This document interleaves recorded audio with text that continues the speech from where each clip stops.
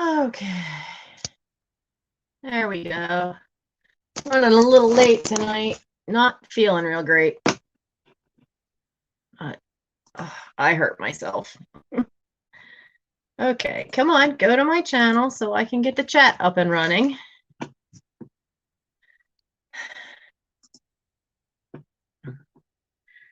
Okay, come on, go to my channel so I can get the chat up and running. I should turn the volume down for... Okay, come on, go to my channel so I can get the chat up and running. I should. Wow, you can hear the delay there between the phone and the... Come on, go to my channel so I can get the chat up and running. I should. Wow, you can hear the delay there between the phone. Okay, and there we go. I'm hearing this loop because I don't have the laptop's volume turned off. And I'm just not. It is kind of spooky. It's just, I'm not feeling great tonight. So it's just, I hurt myself. And it's beating me up today. I moved something too heavy that I shouldn't have had to move, but I got tired of waiting because I've been pestering my son for a month to move a queen size bed frame to lean it against the tree out by the curb so I could put a sign on it that says free. And I've been waiting and waiting, and I just got sick of waiting, and I moved the thing myself, and I shouldn't have done that because that headboard is taller than I am. I'm 5'3", and I freaking hurt myself. Oh, Belinda, it's not necessarily that I feel sick so much as I've hurt my side. They still don't know, like, there's some problem right there, and I don't have a gallbladder. They took that out a couple years ago. But I've been trying to get them to check my pancreas because that's the only thing that's right there. And anytime I do a lot of bending over or lift anything too heavy, that one area seems to get aggravated.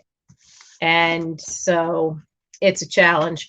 And with all this stuff with the pandemic, a lot of doctors are not taking new patients. Now, I'm not in Philly. I'm about a half an hour away, but I'm in that corridor, that 95 corridor between Wilmington, Delaware, and Philadelphia. And so I'm in between two hotspots. So this whole county has also got a problem in that Delaware County doesn't even have a health department. I think we're the only one in Pennsylvania that doesn't have a health department, which is just insane. Absolutely insane. And this is a county that's strongly been Republican my entire life and before that. And I do not fathom, and I was a Republican for a long time, but I just don't fathom why, and you can research it and go back decades, why they've always fought against having a county health department. It's just nuts. But yeah, it's made things challenging to get anybody to check. Okay, I looked down to see a comment, and all I see is I sent your mouse today, which in my mind is right away going to the one I found in the basement that apparently a cat got. I'm like, why are you sending her a dead mouse?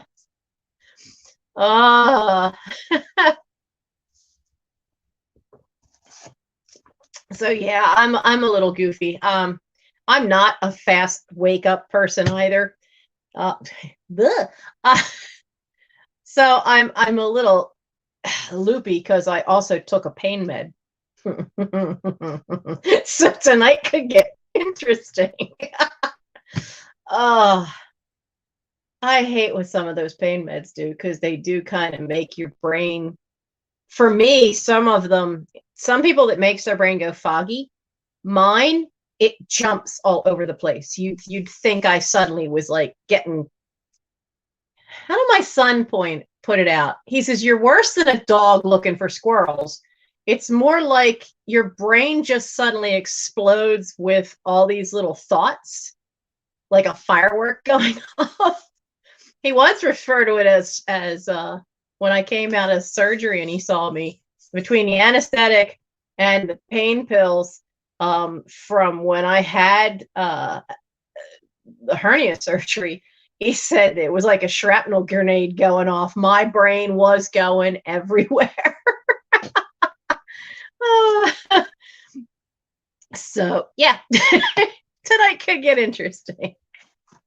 So I have some stuff because I was just I undid a box and it was a ton of porcelain stuff. Actually, by the time I was done, I had emptied two mid-sized boxes. And I don't like to keep the porcelain stuff around for too long. So no, Tammy, she hasn't gotten it. And I checked with Michelle 2 days ago, and I had the post office sent it back to me, but you know how she has that long string of numbers as part of her address, as part of the street address? I had some of the numbers inverted. I try to be very careful about that, and I screwed up, and the box came back to me. Undeliverable as addressed. So I have fixed the label. It didn't get there today, but I'm going to the post office tomorrow so that she will get her angel mug, because that was my screw up by inverting. I switched around 4 different numbers in that list. So she'll have it. She'll have it, but that was my screw up.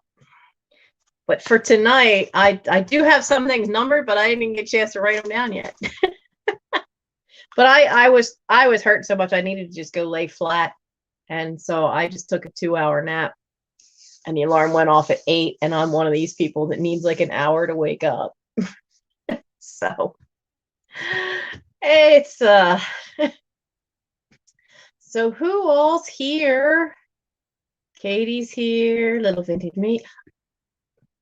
Oh, I can't check it because the phone's up there.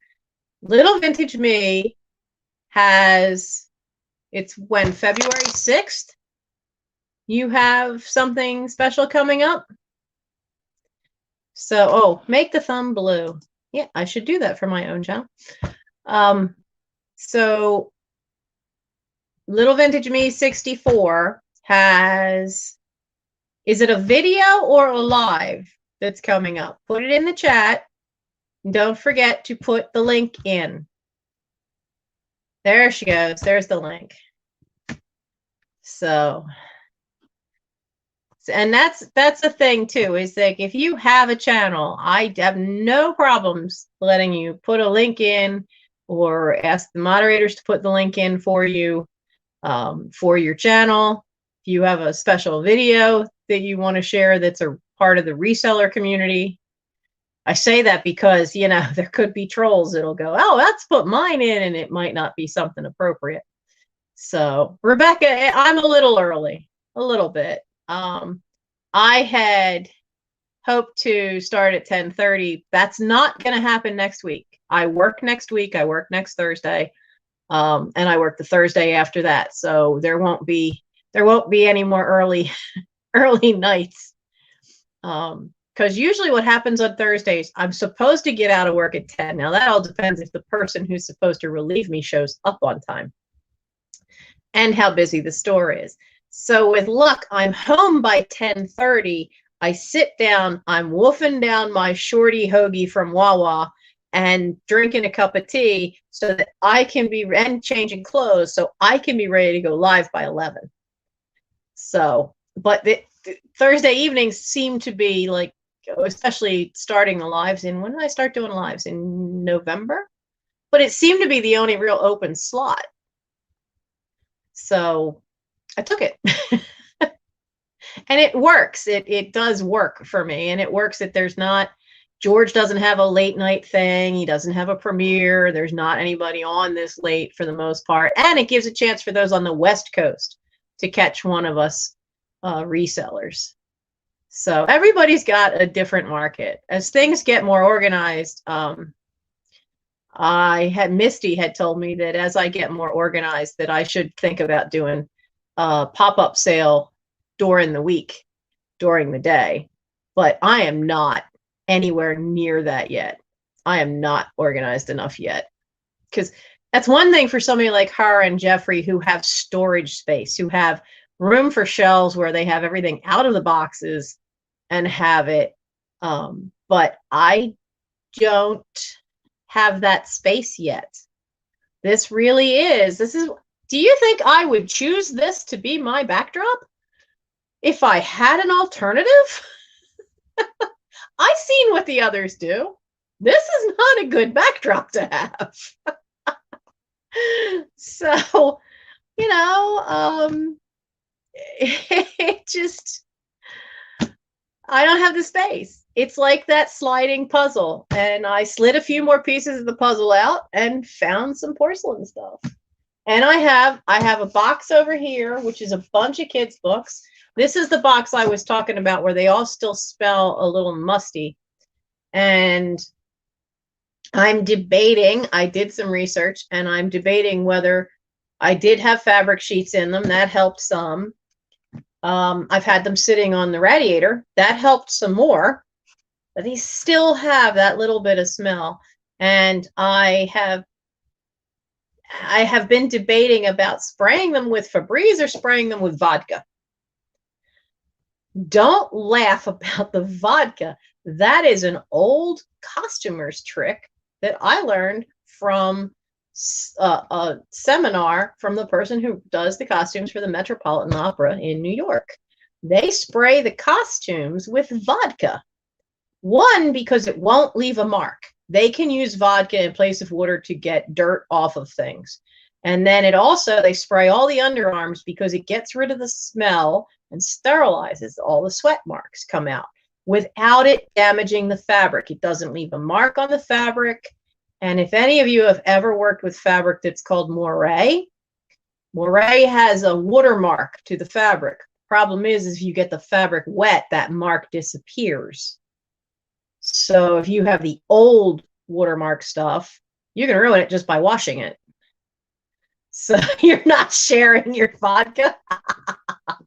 Yeah, I'd just go to the store and buy like the cheapest vodka I could get. But it works. I've done it on costumes and I've done it on fabric. And it does take any smell out of it. So I'm wondering if it would work on paper and not damage the paper. So I do one as a test. And then if it doesn't work, I'll have a fifth of vodka to drink. So I'm usually like, my Scottish whiskeys. So looks like there's some coloring books in there. So let's unbox a little bit first and then do the sale. But there's quite a few porcelain things, but I have this. Now I know what is in here to some extent, because when I had been selling them on eBay, these are the ones that, for whatever reason, I either didn't put up or hadn't gotten to yet, or just whatever. Now, some of these, oh dear Lord, there's one to scare Misty. Thinking of you, I would not be so cruel as to send that to Misty. But I've been using some of the, they're not necessarily vintage, but some of them are. I've been using old postcards that I have as the package notes, so that it has your address in the package, and then I could write a little note on it. A lot of you who've bought right now have gotten the airplanes.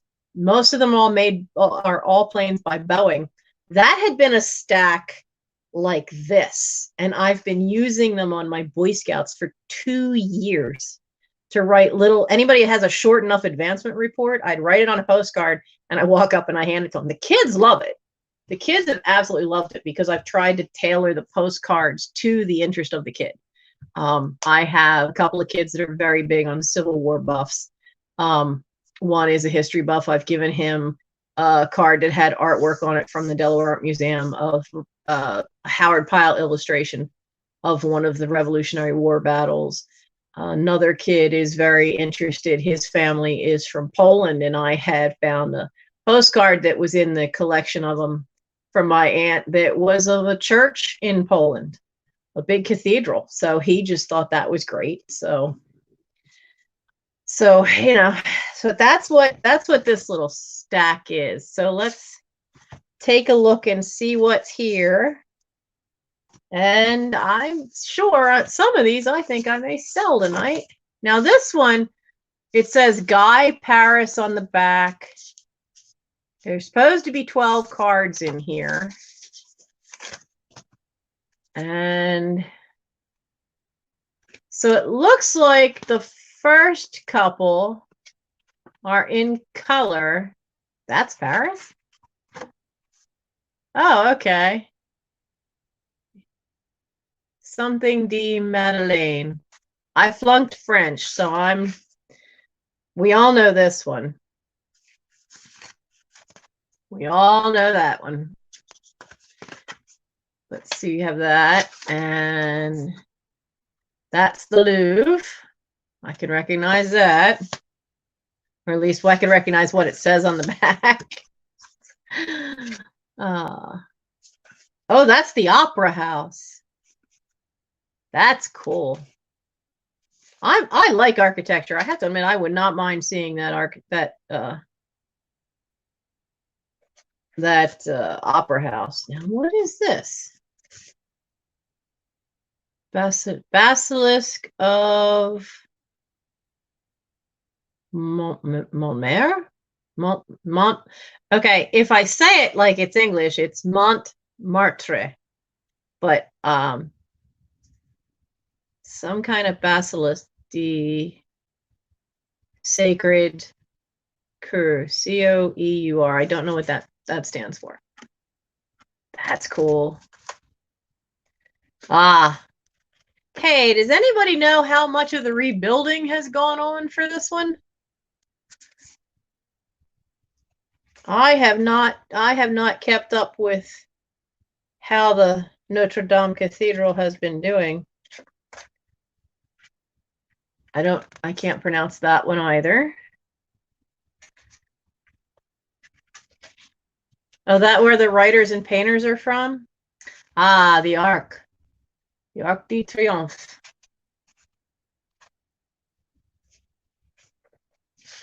So we're almost to the end. That says it's the Place de la Concorde. Looks like a giant traffic circle to me.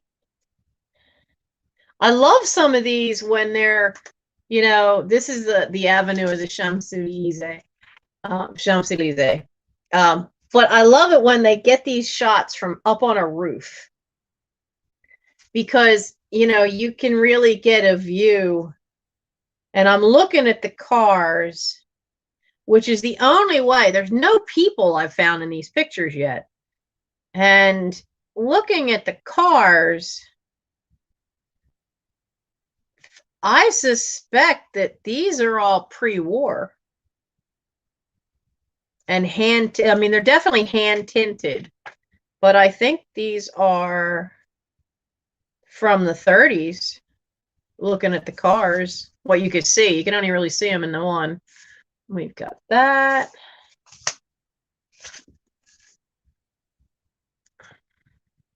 Another overview.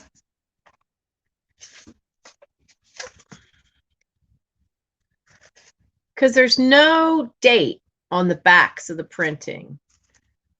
That's another cool one. So is anybody interested in these? Now, there's two here that are the same photo, just black and white. And then this one is further away of the same building. Now, I like this one because you can see the statuary better that's on top of that. That looks fabulous. Now, it has a date for the Arc de Triomphe de Carousel. What the? Okay. That's got to mean something more than what I'm thinking. And it says 1806 to 1808. I'm guessing that's how long it took to build it. And there's another arch. Now here's the same one from the rooftop that's in black and white at the Champs-Élysées. Oh, Melissa, thank goodness, somebody who knows their French. Now this one you can, I don't know if my camera will pick it up, if it'll focus. Can you see these cars? These are definitely have got to be pre-World War II because those are not 1940s cars. They look more like 1930s cars. There's this one. Yeah, so I'm wondering, like, some of the ones, and then like this one is another one. It was there but tinted, and then another one of that one. So I'm really wondering, especially with that street view, how much of it was still there. I don't know how well Paris got through the war from World War II. 1, 2, how many are here? 3, 4, 5, 6, 7, 8, 9, 10, 11, 12. Okay, so there's 12 of the colored ones. 2, 3, 4, 5. Separate, you little bugger. 6, 7, 8, 9, 10. And there's 11 of the black and white ones. And not all of the black and white ones are the exact same pictures as the tinted ones. So you're looking at Nancy being brain dead to do the math. 11 and 12 makes 23. So there's 23 vintage postcards in here. Okay, so is there any interest in buying these? Let me know. I'll give them a number and a price. So this little unboxing of some of this, I'm ready to just go ahead and sell it.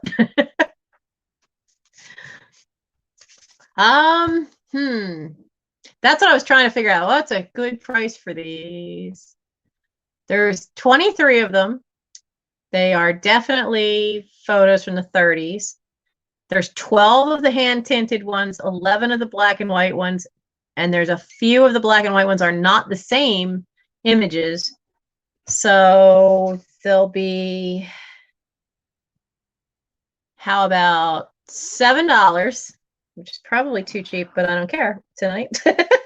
Done no research. Let's just go for it. $7, number 22. $7, number 22.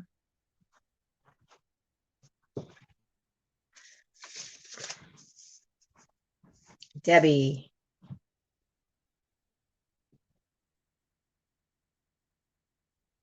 I have to write stuff down tonight. We'll put them back there in the tray. Yeah, I mean, I just think they're really, really cool. Now, this one's not as old. This is California. Now, it's got to be a little old because instead of just saying Disney Productions, the back picture says Walt Disney Productions. And the clothing on the kids and the adults, maybe late 50s, early 60s. That's the Magic Kingdom.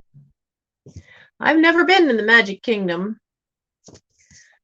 California, the state that has nearly everything. So this is one of those ones where they're not so much good as a postcard as they are for the images. So what is that? Marineland of the Pacific. That's this one. Mission Santa Barbara, Queen of California's 21 missions. It's a monument to the Spanish settlement in the 1700s. Okay, no. Look at this picture. That's Los Angeles. Los Angeles does not have that much open space left. Not a chance. Golden Gate Bridge. Is the Golden Gate Bridge really bright orange? That's a heck of a color. Lake Tahoe. San Diego's El Cortez Hotel, the world's only exterior glass elevator, weather permitting, and a view of the largest naval base in the U.S. I think Homeland Security would have a fit over that advertising, don't you? So that's what I'm looking for a date as I go through, and I did not find a date on this anywhere. Plastichrome.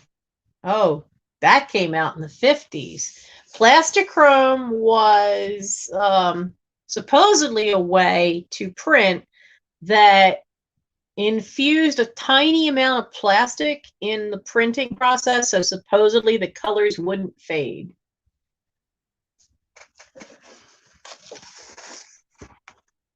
Check her out.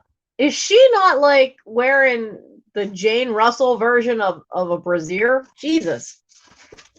Ain't make nothing now that'll hold you up that well. Produced by Color Picture Publishers of Boston. Let's see, where's another? We were looking at the back. The back's got the Disney, La Jolla Cove, the Rose Bowl. It's got the old Rose Bowl on there, and a giant tree. Say sequoias. Oh no, wait, is that still there? Because I know a lot of the giant sequoias had one of the fires hit there. But that is considered the oldest living thing. It is called the General Sherman Redwood Tree at Sequoia National Park. And I honestly don't know if that still exists anymore, because I know quite a few of the sequoias, part of that area got burned. The white sands of Carmel's popular beach, and the famous Hollywood Bowl. So if anyone is interested in the little California not a postcard fold out, but the picture fold out. So that would be just $3, number 8. $3, number 8, if anybody would like that one. I mean, I think these old things are fun for junk journaling. If they have a lot of pictures of stuff that's not there anymore, then they're good for the historical value of looking at them. I see. Yeah, Howard Hughes designed. Yeah, he did, didn't he? Serious structural engineering.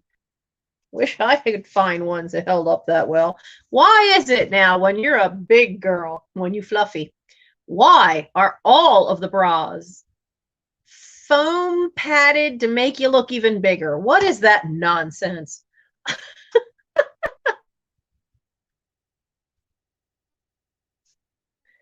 I don't know what that nonsense is, you know? Now, some of these, this is linen. So how many of you know what linen paper is? It's a printing thing. You know, I'm not surprised Katie knows.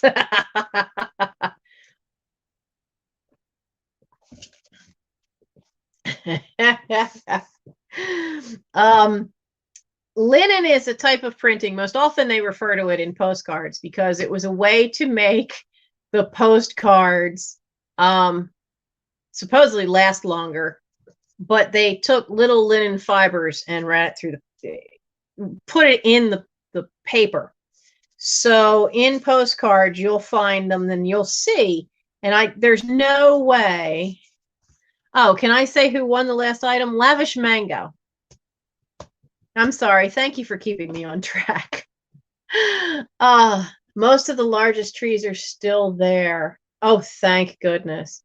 Tammy, that is, I want to go see those trees. That is on one of the things on my bucket list. I want to go back to Holland, Michigan, because I haven't been there since I was 5, and I only have vague memories of a few things, lots of tulips. I want to go up into New England. I've never been up there. They did all around, they did all around Salem before I was born.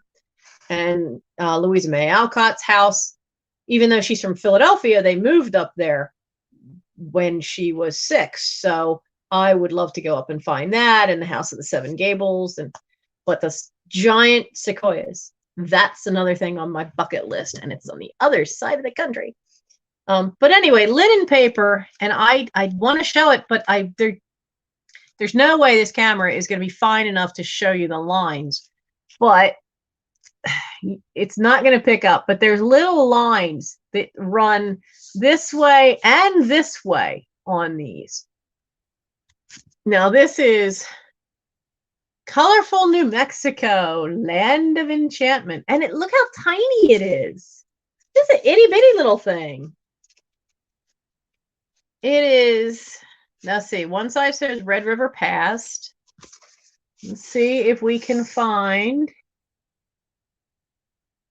Now, this is Southwest Postcards from Albuquerque, New Mexico. Genuine CT art color tone creation. But no date. Why did you people not date stuff? I like the colors because the colors look almost like they were all watercolors, but they probably were all hand tinted. That's an old yucca because you can see it's got the stem to it. But it's another one of these. Their pictures go this way. All these neat little pictures.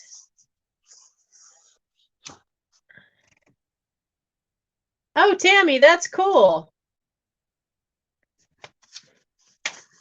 I'm not related to any generals, but we found out when I was on a scout trip to Gettysburg, they went off walking around while I was in the research library.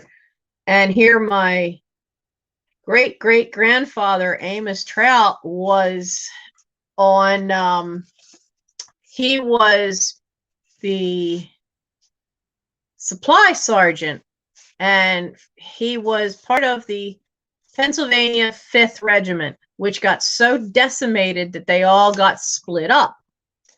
And he got sent down south and was part of the staff that worked with General Grant. And we actually have, it's with my brother in California, but we actually have a requisition list signed by General Ulysses S. Grant.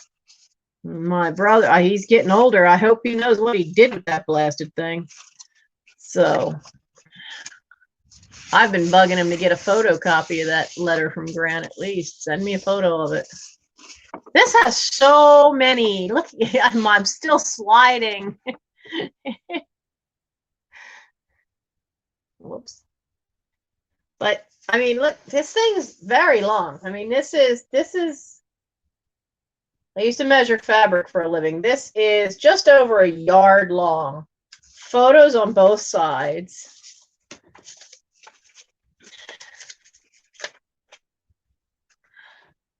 Oh no, Tink, a freeze warning in Florida? That's not good for you guys. It has the oldest church in the U.S., which is in Santa Fe. I think the Quakers might have something to say about that, but technically they aren't churches, they're meeting houses. I have on the other end of my street is the first Friends meeting house in the U.S. that was settled here in Chester. Red River Pass, La Fonda Hotel, Santa Fe, Pueblo Indian Deer Dance. Oh, check out the train. Look at the Santa Fe. Ah, how do I get this to where you can see it? Look at the Santa Fe engine on that. That is just so cool.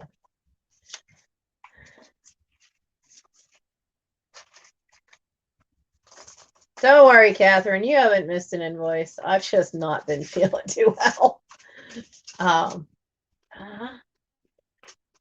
It's like folding a map. You got to get it just right. And I've had one invoice go out where the person I've not heard from since. So, and I haven't seen her in the chats either. Oh, there we go. All folded up. This is just such a little thing. But if anybody is interested in colorful New Mexico, this little fold out, you know, this is such a tiny little thing. Let's just make this one, it's half the size of the one I sold for $4. So $2, number 33, if anybody wants this one. $2, number 33.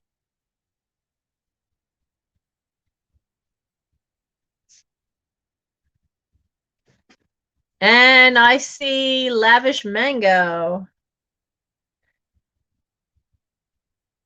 And I'm drawing a blank on your name, too.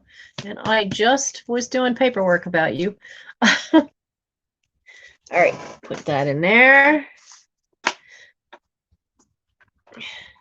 Lavish Mango, do you do junk journaling or do you just collect these things? So there's 3 more of these. 2 of them are from out west. This is made in Chicago, of all places. Cowboy and Indian, Life of the Great West. And again, it's that linen paper. Spills and thrills of a bucking bronco. Hey, Patrick. But they are all linen. Let's see if this one... It has a number in the corner, D3890. It's probably just an order number, though. From the Sanborn Souvenir Company of Denver, Colorado. And it's got a whole description of cowboy and Indian life. Old West has been famed in song and story. You know, what we think of as the Old West really was a very brief space of time. Because once things moved out there and once they found gold and the railroads went in, what we think of from the old movies as the Wild West really kind of died quickly. And these are another one, though. Everything's hand tinted. And I noticed something different with this one. While the outer cover is linen paper, the inside is not on this one. It was on the other 2. So you've got...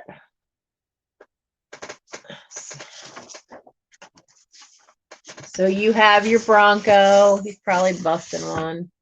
You're going to see quite a few pictures of steer. They saw all those grasslands and put a lot of cattle out there, not understanding that prairie grass is very fragile with very little roots. The Great Dust Bowl was the biggest man-made disaster we'd ever seen. Because we didn't understand the ecosystem. You like to use your vintage postcards in mail art. Okay, cool. Now, what do we got on this one? More horses throwing men around. You know, you take a wild horse, you put this heavy saddle on it. Oh, look at the papooses. And then you throw a man on top. No wonder the horse doesn't like it. They've never had that. Oh, wow. Look at that headdress. And then, oh, a hoop dancer. Well, that's cool.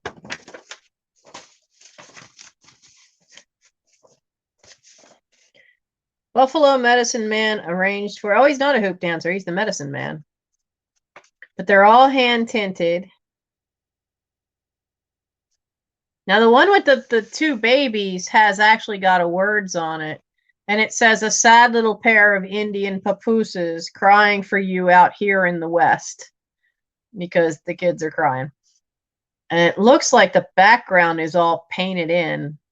Like it's not part of the photo. And it says, we're simple little Indians away out in the West. And when we want a thing or two, we cry our very best.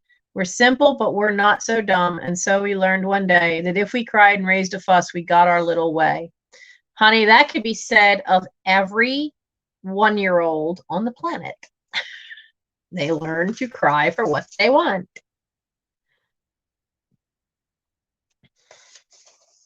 I love that there is like a sunshade for the baby. That's so cool. So this one, I can't close it. How come I can't close? There we go. So the cowboy and Indian one, being it is the linen. There's no way, I can't tell the age because, you know, all the cowboys are in just a button-down shirt and chaps or jeans. But being that linen paper, it is probably definitely before the 1950s. So I don't have a number for these. I didn't write that many numbers down. Okay, so this will be a letter. And this one's going to be $4 because the one's this size, that's what we're doing. So this one's $4 and it's letter A, if anybody's interested. $4, letter A.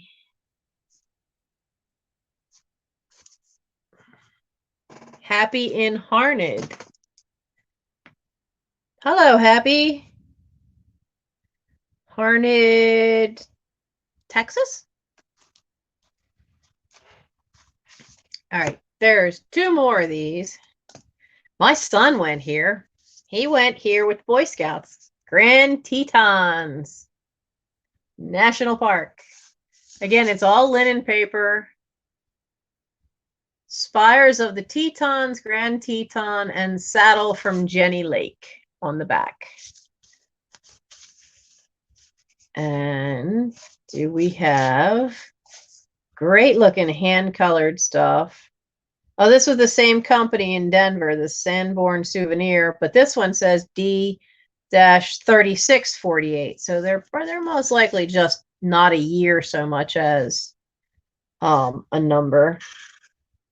Howdy from the Jackson Hole, the last of the Old West. That's a great silhouette picture. That is really cool. You see all these great pictures. Oh, check that moose one out. Oh, there he goes. Oh, wow. And then the back has got all the mountain views on the back.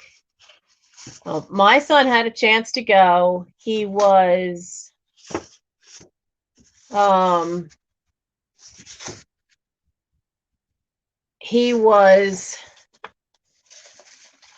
let's see, when Mom passed away, he was only 13. And he was going, that trip was the following, I'm trying to think if that trip was that trip I think was that summer after when she passed away. And she and everybody else in the family put money to get him on that plane on that trip. And one of the best things he remembers was being on top of one of these mountains and watching the fighter jets fly below them.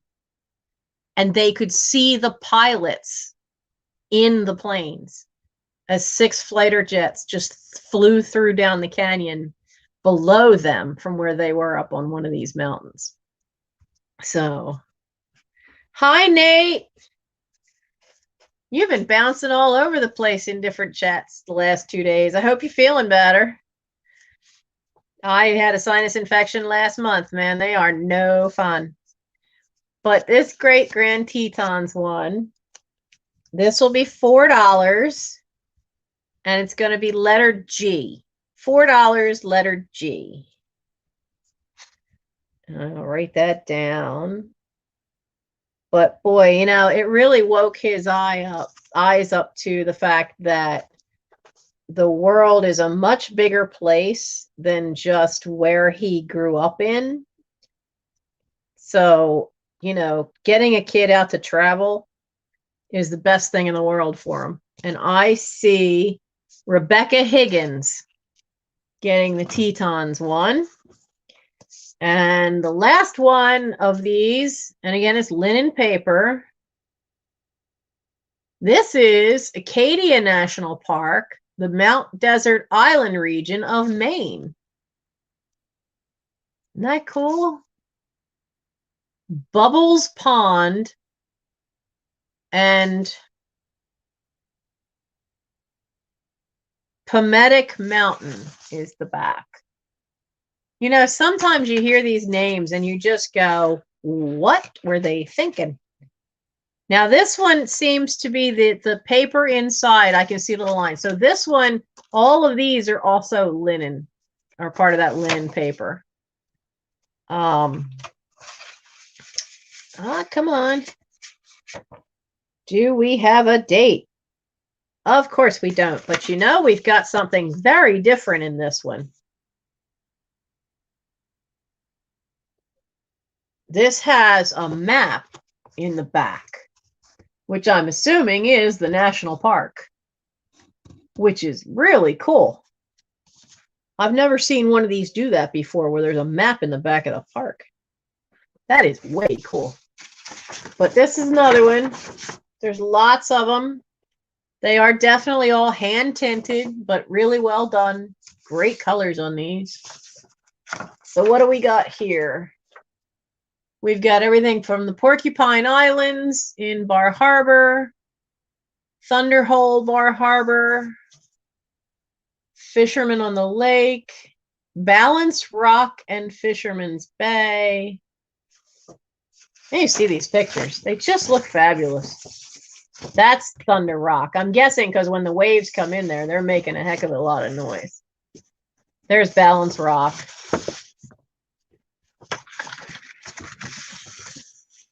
Beautiful views up there.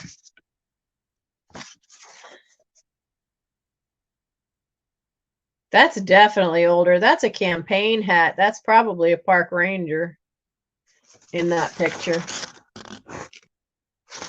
And then you've got the back side.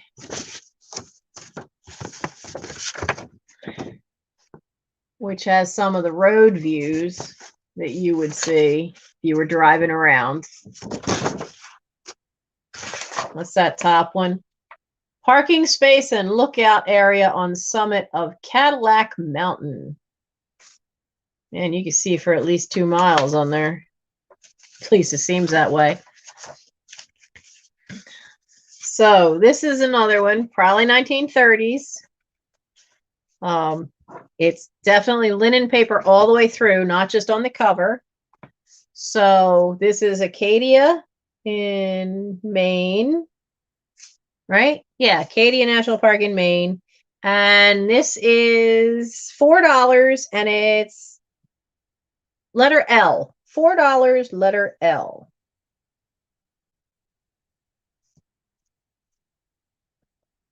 If anybody's interested in that one. $4, letter L. Rebecca.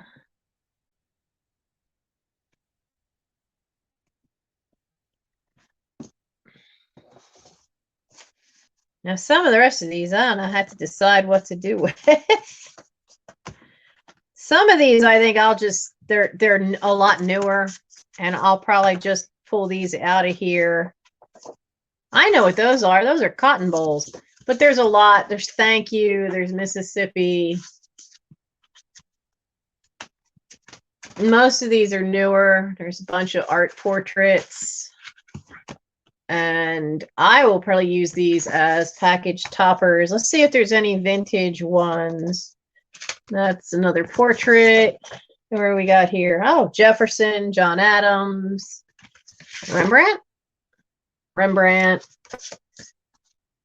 So one that says I miss you. One that's not in English. It's pretty. I think that's German. Gutenberg. Yeah, I think that's German. I don't know what it says, but I think it's German. All right, that's a linen. That's not. Oh, this is one. This is from the Delaware Art Museum. That's Jacob Lawrence Bar and Grill from 1941. That's from the Delaware Art Museum where I used to work. And this one, you'll only ever see pictures of this one because some SOB stole this one years ago. This is a Howard Pyle illustration. This is the actual painting. This is full color oil by Howard Pyle. It's called The Battle of Bunker Hill. It was for the Henry Cabot Lodge story, The Story of the Revolution, printed in Scribner's magazine in February of 1898. So the only way you're going to see that image is if you have prints of it or you have that Scribner's magazine from 1898, because at some point, some jerk stole that painting. Wasn't very big either, but, you know. Do a bundle of these? Well, maybe. I'm picking out some that I'm going to do a bundle of because I think there'd be more interest. Like that's all one area. I'm seeing a bunch of linens, a bunch of black and whites.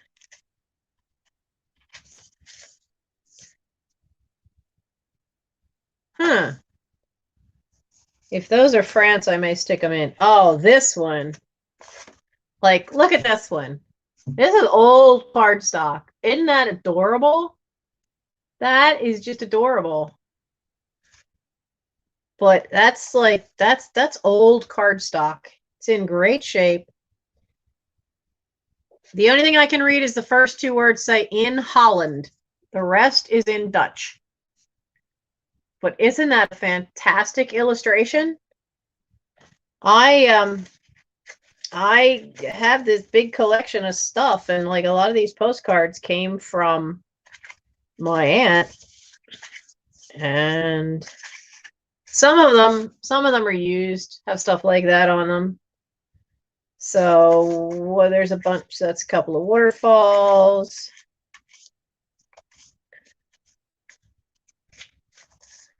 I know we'll do this as a batch. Where's the puppies? We do the puppies as a batch too. There we go. All right, so, and I have to double check. Are these France or are these Germany?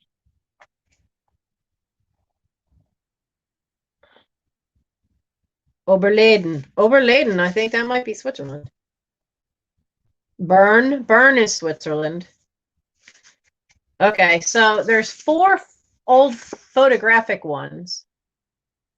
I would bet money these are also before the war. So this one is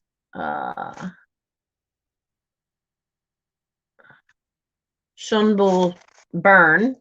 That's Switzerland. I know that. Now, the abbreviation says ZCH, so I'm guessing that's Zurich. Yeah, because it has on the corner, it says it's got it there on the corner. So that one's Zurich. This is another one from Zurich. Check the castle out. Isn't that great? Isn't that great? And then this one is, now this one says Paris, La Bourse. But this one's not the same as that other set. That other set had scalloped edges all the way around. Yeah, Zurich is Switzerland. Bern is Switzerland. So the first 3 are definitely old photograph ones from Switzerland. And you know what's driving me nuts is I swear I've seen that before, and all I can think of is James Bond. So I'm wondering if the place was still there and they used it to film one of the old James Bond movies ahead. I don't know. I'm just saying it looks mighty familiar. So there's 4 of these. black and white photograph ones. One's from Paris. The other three are definitely Switzerland. I'm really loving that castle. And your nose would be up in the air in that castle. No, your nose would be freezing. Castles are notoriously cold. So let's say four Swiss postcards. And they are divided back. I'm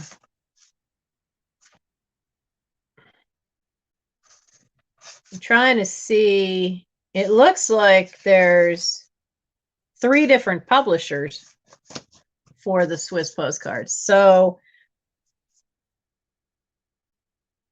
there's the 4 Swiss postcards, black and white images. Well, one of them is the Bourse in France, and it's $3, letter Z.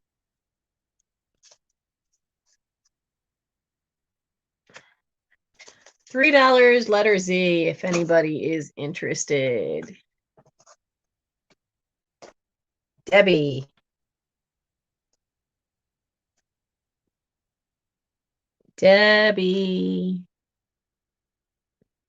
Vital. Yeah, Katie, I did not see your sale because I took a nap because I was not doing well. So I missed that. Hey, I just realized something. This one that's the old cardstock with the little children has a signature of an artist. Pop J. Now I'm mutilating this because I don't know how things would be pronounced in Dutch. Pop J Hoog. Okay, so I can see Popje. Oh, that's is that a G or a Q?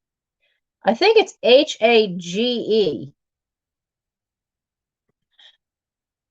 But here in the tiny little down in the corner there is the signature. Oh, this great one with the little kids. No date, but it is that it's actual, like this side is cardboard. Like it's got that feel of cardboard. And then this side is cardboard but smooth. So it's cardstock, just the old kind. We're so used to everything having a smooth gloss finish, and that doesn't have it. So Tammy, what happened? Are you okay? Oh, Tammy, you've had a bad 24 hours. I'm sorry.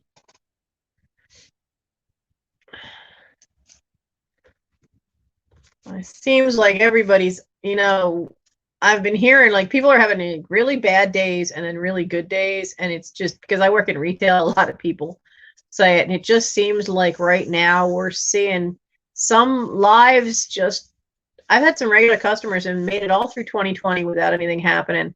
And now all of a sudden they're just getting waffled. They have like 1 or 2 days where it just seems like the rug's pulled out from under them. And then things start evening out again. It's just been a weird start to the year. So it's just so darn cute. It's so darn cute. I mean, when I put postcards up on eBay, I'm usually putting them up for $4 as a starting price. But let's do. No, that's the wrong word. They're not Swiss children, they're Dutch. Dutch children. So let's do, and it is signed. And it is signed over here in the corner. So it's a signed postcard. It's all in Dutch. This one's gonna be because I haven't had any other signed ones. So I don't know anything about the illustrator. So this one's going to be $3, letter S. $3, letter S for the signed Hogue.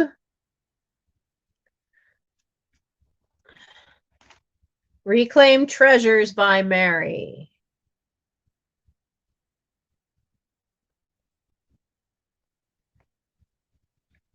Okay. Carefully put that one there. And I'll make sure I put that in between a bunch of cardboard to make sure that, because that kind of old cardstock can be very brittle. And it's in perfect shape. There's no creases, no nicks around the edge. These, however, have some issues. Now, these are all Alfred Mainzer, though this one says Alma Publishing Company. That still would have probably been an Alfred Mainzer. And it matches the printing on 3 of them.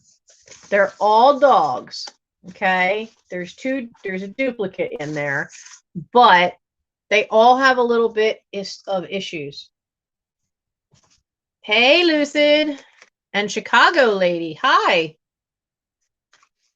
So this one has a little ding up here.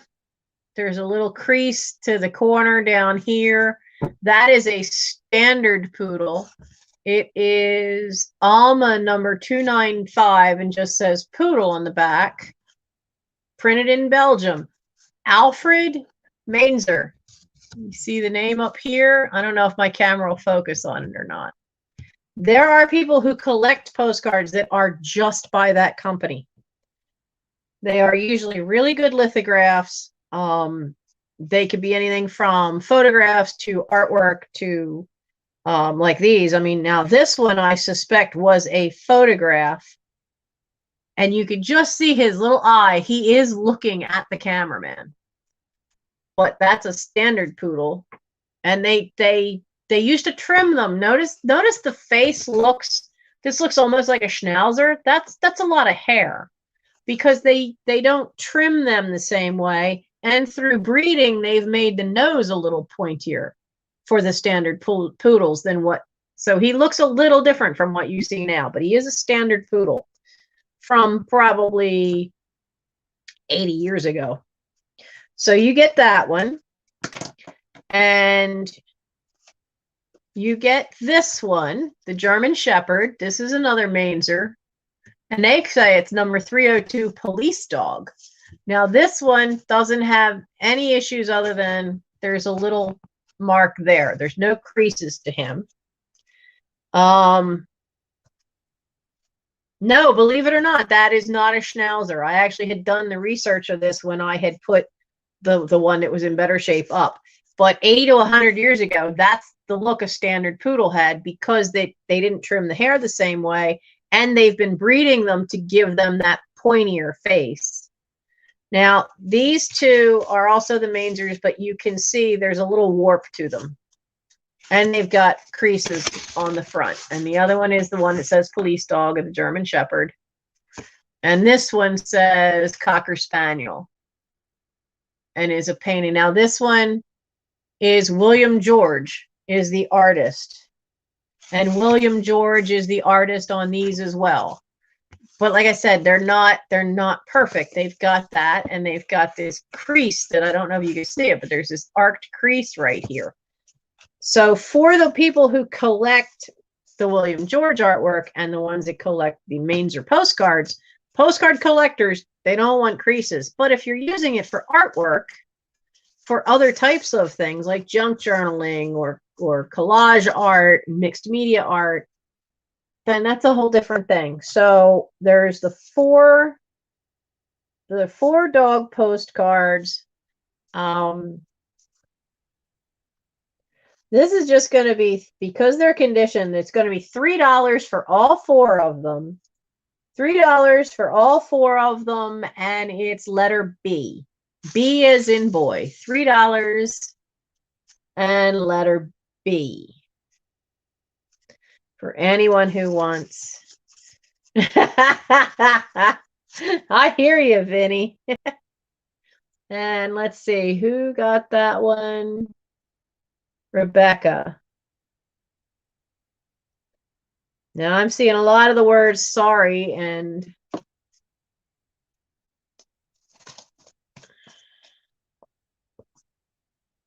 oh, Tammy.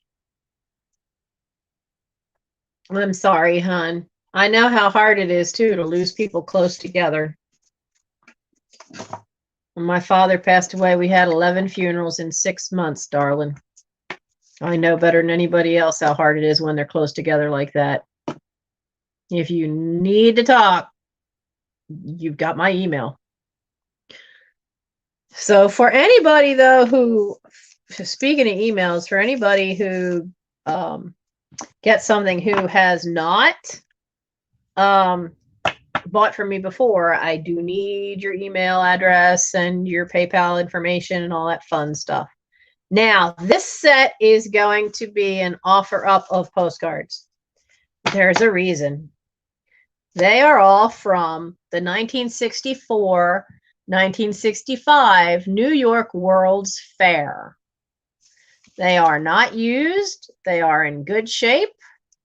I don't even know how many there are. 1, come on, 2, 3, come on, separate, 4, 5, 6. That's from there. Yeah, 7. There's 8 of them. They're all in good shape. And you have, now their theme that year was peace through understanding. Lord, we could use that now. Now they printed them. I'm seeing dates on here for some of these things. Say 1961, 1963, New York World's Fair for 1964, 1965 Corporation. So, yeah, they were printing these things early because they knew they'd have a ton of people. My sister was at this thing, part of a school trip, believe it or not. So this is, and they're all in good shape, this is the Festival of Gas. So this was for the first at the fair. The gas industry's exhibit helped to set the festive mood of the fair with its carousel funhouse puppet show and festival restaurant, which uses gas for cooking, cooling, and to generate electric power. So if it was first at the fair, it was probably the first thing you got in the door and saw. Then there is the General Motors Futurama building, which was an 8 1/2 acre setting with a structure surrounded by trees, grass, rock gardens, and reflecting pools. Is it me or does that thing look like it's tilting and going to fall over in a strong wind? But, you know, in the 60s, everything was that kind of what they thought would be the space age technology. World's Fair Marina. Here, discriminating skippers will find luxurious service, complete with facilities and gracious hospitality. Mind you, this doesn't look like a picture, like a photograph, so much as an artist concept. That looks like an artist concept picture. And actually, you know, now that I look at it, I see a flaw here. Not in how they're made, but look at these people. They're not real. Those are little tiny plastic people for N-gauge railroads. Oh, that's how they got the buildings. These are the mock-ups for the little tiny model. Oh, that's what those are. Those are the mock-ups. Okay, now this one has a creasing here on the corner. There's a little bit of a crease right there.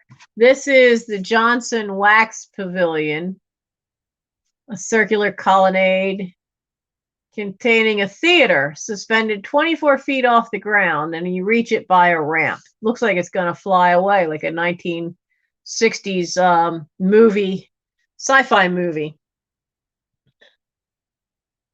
Now that one doesn't look like a mock-up so much as a painting because the dimensions of the people are a little weird. So I think that one was a painting. This one looks like a painting. I would have loved to have seen this. Sinclair Dino Land, featuring 9 life-size prehistoric monsters that roamed the earth millions of years ago. And that's a painting. So that would have been an artist concept. And we have the Continental Circus. John Ringling North presents the Continental Circus Follies, first time in America, and the Circus Museum in a 50,000 square foot building seating 5,000 persons. Now, the Ringling Circus Museum is Florida. It's not up north here. I do know that. That's a painting. That's a painting too. These last 2 are also paintings, so only 2 of them were actual mock-up miniatures, which is really cool.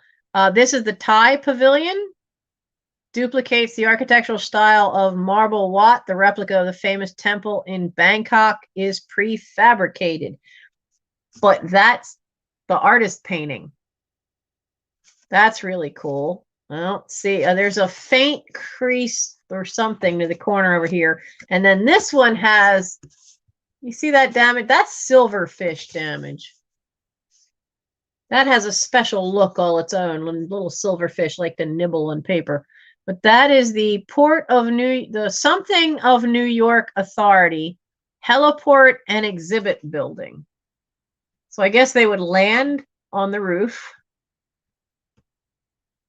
Air gateway to the fair, has the top of the fair restaurant and the Drinks Around the World cocktail lounge. I want to go there.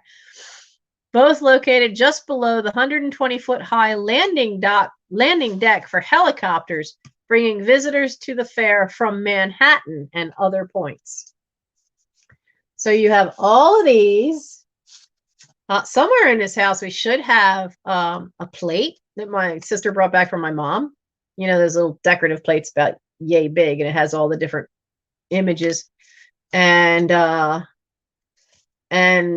think there might still be the guidebook around here because she brought home 2. One for mom. Well, the guidebook she gave to dad. The plate she gave to mom.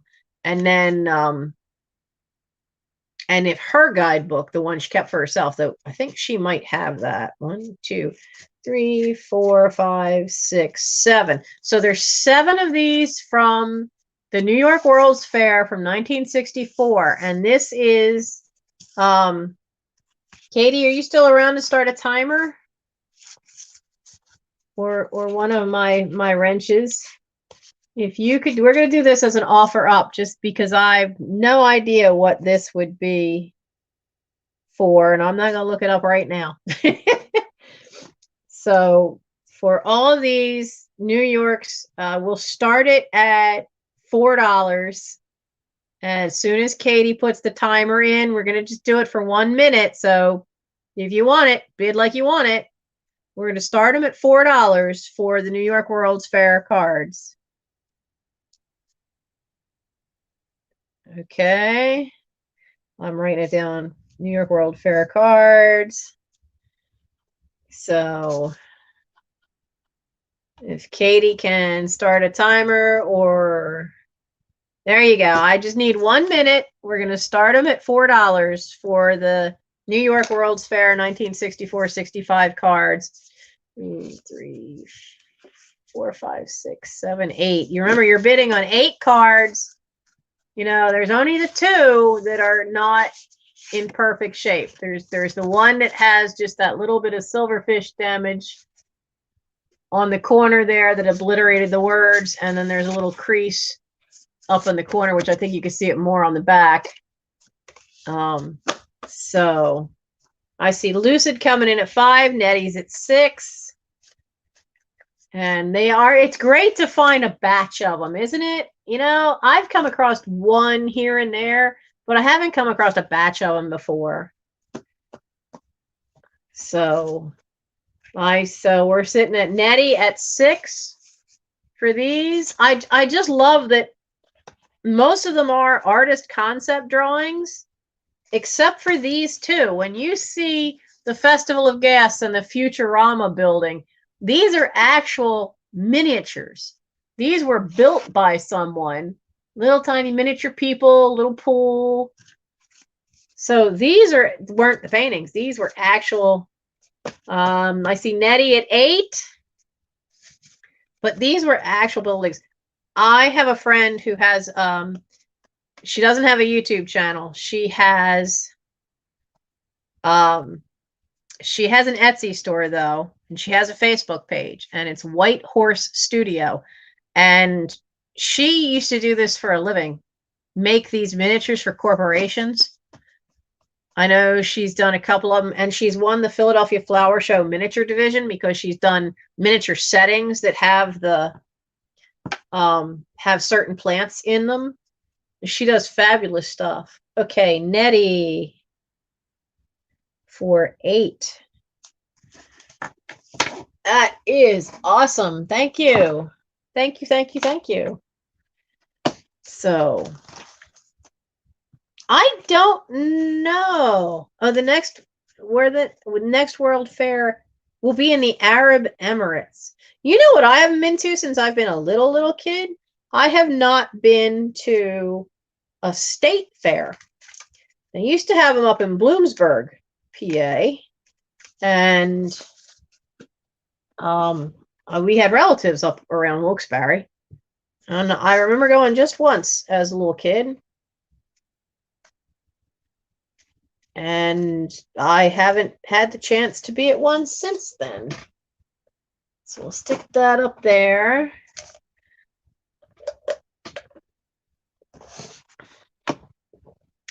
Nowadays, I'm not so sure I'm so much interested at a state fair as to go to giant flea markets. Though I need flea markets like I need a hole in the head, but you know, you gotta get away from your own stuff sometimes. That's how I found the one that Jocelyn goes to. Your father was an architect and they would always build their own models. Yeah. A lot of architects used to build actual mock-ups, you know, actual models of. I have a tiny model of a stage set because in college, when you went for communications in the 80s, you had to pick an emphasis area. You had to pick radio and television. You had to pick print media. They don't have that anymore. Or you could pick theater. Now, I'd already had training in a special theater group that used to do apprenticeship programs. So I'd had a lot of training. I started in that at 13 and left it when I was 19. And I had an awful lot of training. And so when I got to college and they're like, well, you have to do a miniature. You have to build a mock-up miniature. One kid picked the Globe Theater. He was so sorry he ever picked that. He eventually said, screw this, and went and got an architecture degree. But I did the inside of a theater, and I did the stage and one side of the balconies for the Savoy Theater as it was originally built in the 1880s. Even had it wired with dollhouse lights for lighting, which was cool. But I wasn't about to try the outside of a building because that was just more than I had knowledge to do.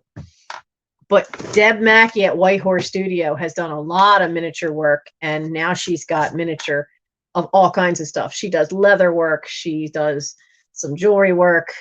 She's done art dolls. She does some of them on commission. But her Etsy and her Facebook page are White Horse Studio.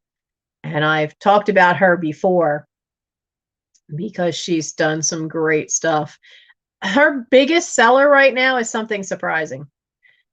Her biggest seller is a dollhouse size Ouija board that even comes with a tiny little planchette, which is that piece you stick your fingers on that moves around.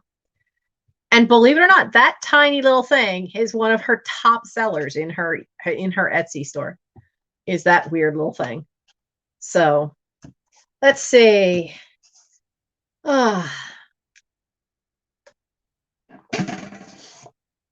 Oh, you had a set design class? Yeah, I already learned set design from doing it at the theater at Players Club in Swarthmore. I still have in my china closet, which you guys couldn't even see because it was so buried in there. There is a great Broadway musical called Something's Afoot, and it's a spoof on all those Agatha Christie stories. And the very first song is Something's Afoot and the butler didn't do it, because the first murder on stage is the butler. He gets blown up at the foot of the staircase. But they all end up trapped there from a storm. And it is one of the funniest shows that I have ever seen and worked on. And good night. Good night. Oh, okay. I have to see that then. The NyQuil ball will make its appearance. So, good night, Diana. But that show is technologically a bear to do because all of the murders in this murder mystery take place on stage. So the technical stuff of figuring out how to do all these little tricks is a real challenge. But I have a little, it's only about this big, but it's to a tiny little scale and it's on graph paper and you have to figure everything out to the size. And it's just got the little balcony and how everything's built and where everything was going to go because we had to figure all that out. And there's a giant Ming vase that eats the maid. And I have that. That's out on the side porch. There's an enclosed side porch. And for years, my mother had a small folding chair inside of it and would stick the dumb cane plant inside that in the summer. So it always looked like you had this really tall plant growing out of this fake vase. So, you lighting in sets for that show? Oh, Katie, you know that show. It is hard. It is a hard one. Well worth it. It's one of the only shows that I wasn't in or directed that I got the videotape of, and I still need to get that video flipped to DVD because it's such a fun show. Melody has a glow-in-the-dark Ouija board game. I have a glow-in-the-dark game sitting over there. I won't give it up either. It's a Milton Bradley game called The Green Ghost. And it's very sought after, but I like putting it out at Halloween.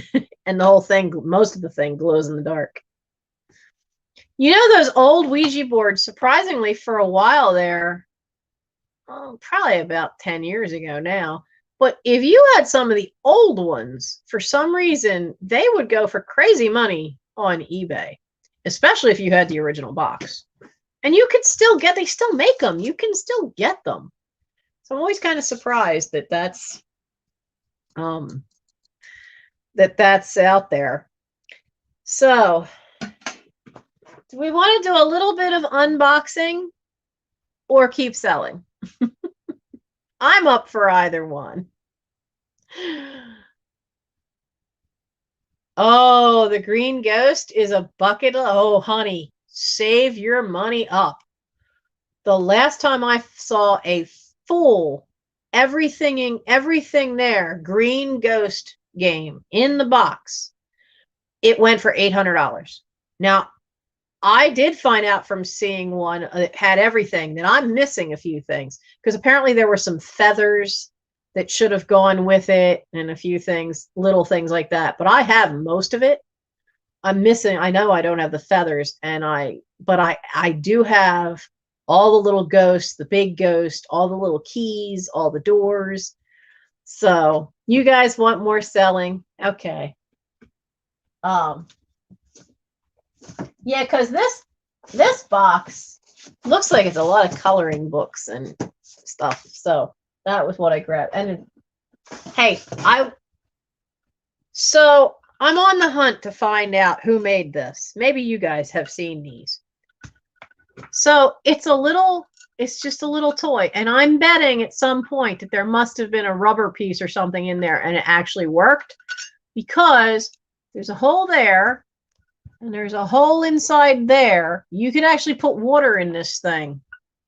I'm keeping this, but I'm trying to find out more about it because there's no maker's mark. And I don't know if this, being that it's all metal like that, I can't tell the age. And this was in a box of stuff that had been with some stuff on my mom. So I don't know if this had been a toy from her from the 30s, or if this is something from later, from maybe my oldest sibling, because he is 18. He's 16 years older than I am. So some of the toys still for him were pretty cool. But I think it's really cool. And I can't wait to have some fun with this for use it for decoration. But I'm just going to enjoy this. I think that's pretty cool. But I found that trying to get things ready for this. Yeah, I think it looks 1930s, 1940s, because my mom was born in 1929. So something like that, if it's from 1930s, yeah, and see, like a lot of toys from the 30s, metal toys, were all very primary color, and the greens were always, for the most part, were always this dark green. So, and I'm not finding a maker's name. I looked all over it, even used my, but it's definitely like a pot metal kind of, maybe even lead. It doesn't seem soft like lead. It's just very different. Oh, yeah, I saw the Biden Bible. That sucker. Joe Biden must have some serious guns to hold that sucker up. Hi, Maria. So we had a Bible in the Krause family from the 1800s. It wasn't that big. And when we went to Florida in 1984, my aunt decided, without ever discussing it with her brother, who carried the Krause last name, but she decided that since they were meeting the half sister that they never knew about, that she would give her the Krause family Bible, which had the whole family tree written into it. And now, now they're all passed away. We have no idea where that Bible went. She never even told anybody she was going to do that. We never were allowed to see it. We didn't even know it existed because she didn't like Mom. Prissy pain in my butt. But they're all gone now. So what can you do? So you just use ancestry.com and familysearch.org and try to find them. So don't discount having a family Bible. It really does help. They're a great resource. The Historical Society of Philadelphia has a collection. They have one small room, and it's nothing but old family Bibles, so that you can, if the name is there and you can track it to being part of your family, you can get all the information out of it. It's amazing sometimes how much information a historical society can have that can help you with family tree research. So let's see. So I have this little dish. Where is its number? There's its number. It's just a little thing, but I don't think there's a faint, where is it? Right here. There is a faint crack. I think it's a crack because you can see it. You can see a line there on the back, but it is Austria. It's just a little trinket dish. I like the tiny, tiny little hand-painted flowers. It's just, good night, Melody. It's just a 4.5-inch little piece. And there's no chips around the edges or anything. And I couldn't, it does say Carlsbad, Austria, but you can see that this mark is a transfer, if it'll focus. I don't think it's going to focus, but this part of the transfer across the top folded over. So you can't see the name right of where it was from. Looks like an angel on a pedestal as part of the logo. But it is older. It is pretty, but it does it does have that hairline crack there, and it does come through on the back. So, darn it, losing my voice.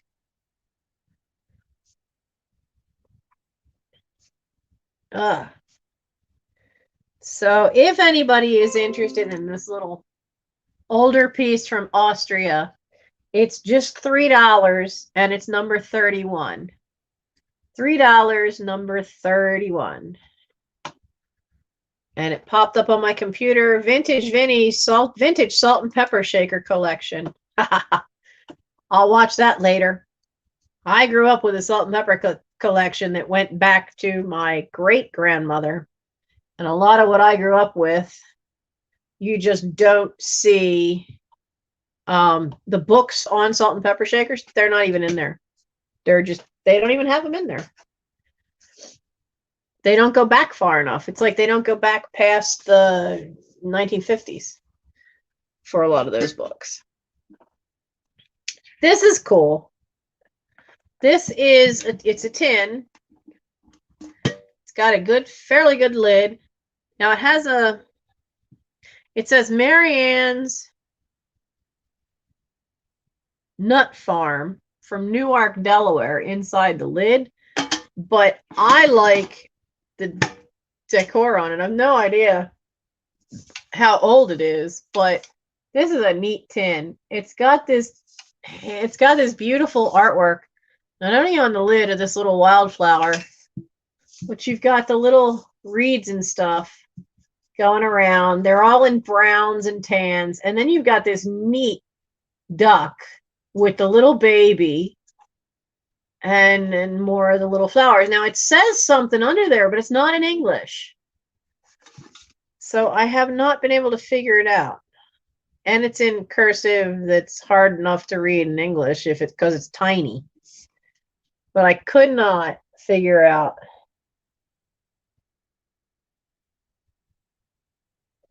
Porcelains. Yeah, I'm not I'm not trying. So it is a cute tin. It's got a nice lid to it. It is 5 3/4 inches tall, so it's just under 6 inches tall. There's no maker's mark on the bottom, but there are some little marks, to the bottom. So, but it is, I just love that bird with a little baby. It's adorable. So it's $4 for the tin, and it's number 14. $4 for the duck. I mean, with a head like that, could that be some kind of an egret? I don't know, but $4, number 14. Okay, I see Rebecca Higgins.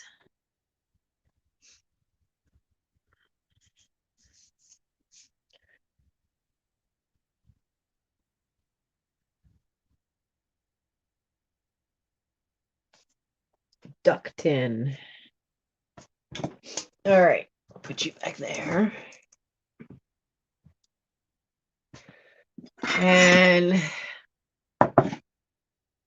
I have to admit, I don't really know what this is. It is made in England. I mean, it's got a handle. It's a good size. I mean, that's got to hold more than 1 cup worth. I'd say that's a cup and a half, maybe even 2 cups. Plain porcelain handle. I don't know if it's a gravy separator. I always thought like gravy separators had a hole in the bottom, but it just says made in England. Where is it? It's embossed in here, made in England. I have no idea what this is. So if you know what it is, and it's a butter melter, so you can put this on the stove or in the microwave or something? I have no idea. Maybe you could use it for warming milk. You can use it for whatever you want. So it's English thing, because I don't know what it is. So this has got to be handy for something. But it has no chips, no cracks, no crazing. It was part of a lot of porcelain stuff that I picked up at the local auction house last weekend. So it's in fantastic shape. Doesn't look like it's ever been used. So it's $4, number 28. $4, number 28. It's probably way more than that in the stores. But hey, everything now goes towards heating oil. So $4, number 28. Happy in Harned. Okay. Come here, bird. I need to get the bird out of the way. We'll put that back there. All right, guys. You guys ready for an owl? Now, I let this be an offer up, and you guys will have to tell me. I think the condition is so-so. So I'm not really selling it for the treasure craft value so much as the fact that it's a cool looking owl. But I think this has been too well loved. I think some of the browning has come off, and it's for Wildwood, New Jersey, but it's just so cool looking. I really kind of like it more because of the lighter color. It is marked Treasure Craft on the back, but it just looks so cool. But like I said, I do think as a treasure craft piece, I don't think the value is in it being treasure craft, because I'm sure that all this tan color is because the coloring has been washed off. Somebody has scrubbed the hell out of this thing. But because of the lighter color, I think it looks so cool as an owl because of the lighter color. So its value to me is the fact that it's a really cool owl. It has the spot. You could hang this on your wall. Should you hang it on your wall? Because it's got all this excess space, you're gonna need a hook or a nail to come out kind of far. But he's pretty cool. So this is gonna be an offer up.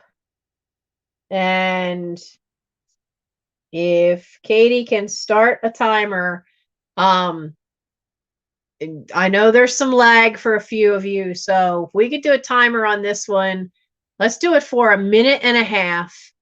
I mean, it looks so cool with the faded coloring. It really does look cool. I think it looks, as a decoration, I think it looks better this way. So if Katie can do a timer for 1.5 minutes, and we're going to start the price at $4 and let you guys have fun and go at it, because I just think it looks better this way as an owl with the lighter color. It really makes the green pop more. So it just looks so much cooler. But he's just so cool. So as soon as Katie puts start in, you guys start at $4 and can go for it. It is, how tall is he? Those ears point up pretty far. He is 8, and he's almost 9 inches high. So there we go. Katie's got it started at 4. He is for Wildwood, New Jersey, which is where the amusement parks are, which is where in the 80s, that's where you went for senior week. And I went for 4 or 5 years of senior week. I went for a lot of senior weeks. I had a lot of fun.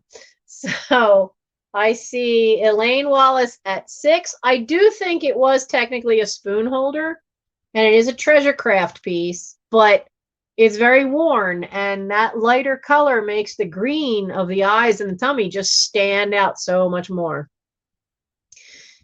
And Elaine, you need to shoot me an email that will have your name and address and your PayPal email, because I have not seen you here before, dear. I have one thing that somebody had not paid for too, but I have not seen her ever since that sale. But welcome, Elaine. Why am I a trollop? Oh, because of the senior week? Yeah, well, it gets worse. Wait till you hear why I went to so many senior weeks. So I see Jewel T at 10. He's such a great looking owl. So Debbie sneaked in there. Oh, I think Debbie might have sniped it. Debbie might have sniped it. So while she's gonna refresh and we see who got the owl, I will tell you why I had so many senior weeks. So in this area was a Catholic boys' school called St. James. My best friend was a guy, and Michael went to St. James High School for boys. I went to Southern Baptist run Christian schools for 5 years, and Daria, the other of the three, because there weren't any other kids in the neighborhood. By the time Mike and I are both youngest of big families, Daria was an only child. So my best friend being a guy and being Catholic and went to St. James. So when I had off from school and she had off from school, we used to walk over to St. James to walk home with Michael. I got to know some of the priests really well because they always wanted to know why two girls were hanging around outside of a boys' school. We were just waiting for Michael. Michael is a priest now. But anyway, we had he graduated a year ahead of us because he was a year older than me, and Daria was a year younger. So we went to senior week for his junior year. He had friends that graduated. So we went that year. Then when he graduated, we went to senior week. And then we graduated the next year and we went to senior week. And then there were still friends of that group from there that graduated, and we went to their senior week. And then the next year we went just for the hell of it, though we knew nobody there. So 5 years in a row, I went to senior week. During the same week that the Catholic boys' school went.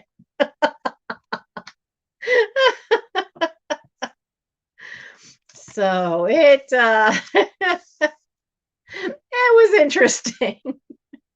But it also was cool because when everybody split off going to college, we would try to, we still would go. We started going to Ocean City instead. Once everybody broke off to different colleges, but it was a way for us to get and see everybody. So there were 5 of us. So there was Daria and me and Ed, Jimmy, and Michael, and we'd go for a week down the beach. We did that for, not you count the 5 senior weeks, and we did it for another 5 years after that, just to have a chance to, have a week to see each other because of everybody off to different colleges. That gets hard to keep friendships going when you scatter to schools like that. So, all right, we have this guy. This is Ukagko. And he's a nice size, one of these Toby mugs. What number is he? So I can write it down. Now, he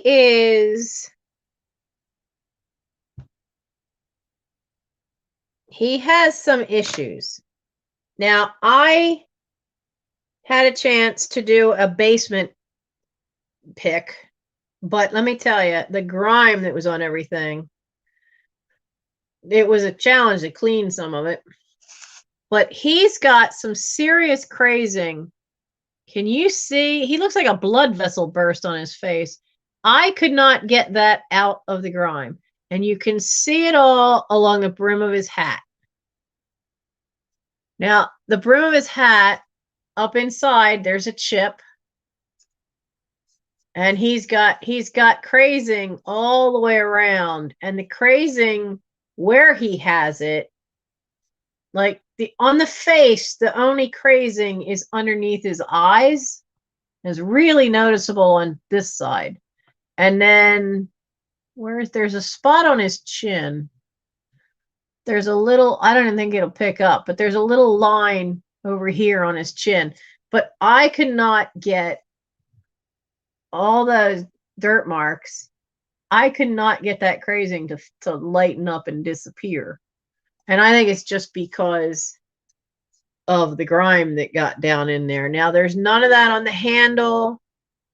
There's not so much on the face. Like, the dirt didn't get in to all the white, but there are crazing lines here.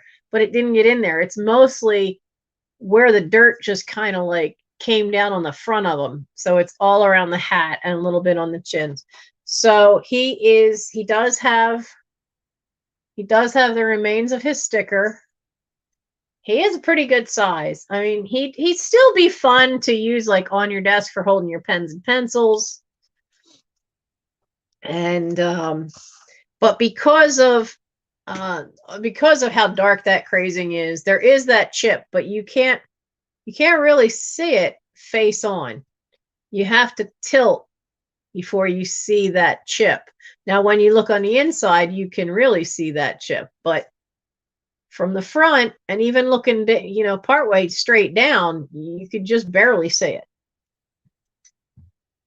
I do not have Barkeeper's Friend. Would that get it out of the crazing? Because, I mean, that's such tiny little lines.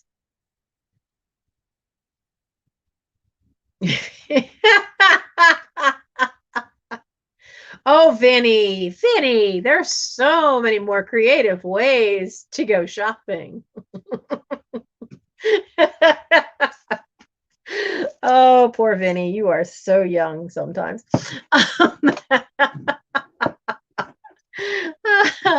I have been trying to find Barkeeper's Friend, and I haven't seen any yet. So it's not at all in the grocery stores. It's not at Walmart.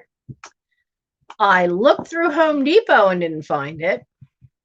So I may have to just order it online, unless Lowe's has it hiding somewhere. I haven't tried there.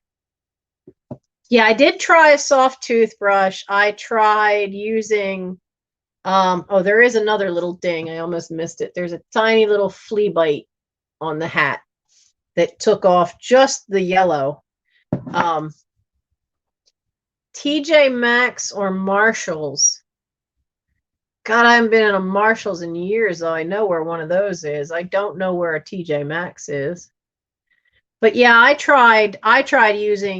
even tried using baking soda and vinegar and a soft toothbrush and couldn't get it. I'll check Dollar Tree. There's a couple of those around here. But this guy is still pretty cool looking. And I have to go out tomorrow and run errands, so I'll stop in at the Dollar Tree and see if I can find Barkeeper's Friend. And there's a Lowe's near me. I'll stop there too. So I'll try to get that out of there again with that. So, but because of all that, in case I can't get it out, I don't know that the vodka would get in there to get it. But what the hell? I could try that too. Yeah, Jewel T said, just looked it up. Use powder or liquid, which is better. I think I don't know. And like I said, I tried using hot water so it would heat it up, because the problem is like this stuff had this not kitchen grease kind of grime, more like furnace kind of grime from being in a basement of an old house. So I will see if I can find it again. But he's just $4 because of that. I'm giving him just for $4. He is in Ukago, has part of the label on it. He's number 26. So he's $4, number 26 for the big Ukago. Toothpaste did not touch it. I tried that. Toothpaste did not want to get that in because it's down in there. So, all right. So that one's a no. Now, I have another thing that Not sure what. So I guess you would put a little candle in here and it'll keep, this is small. I don't know what you would do that. Now it has a label on the bottom. It's hard to see because they scorched it. I think it says Kobe.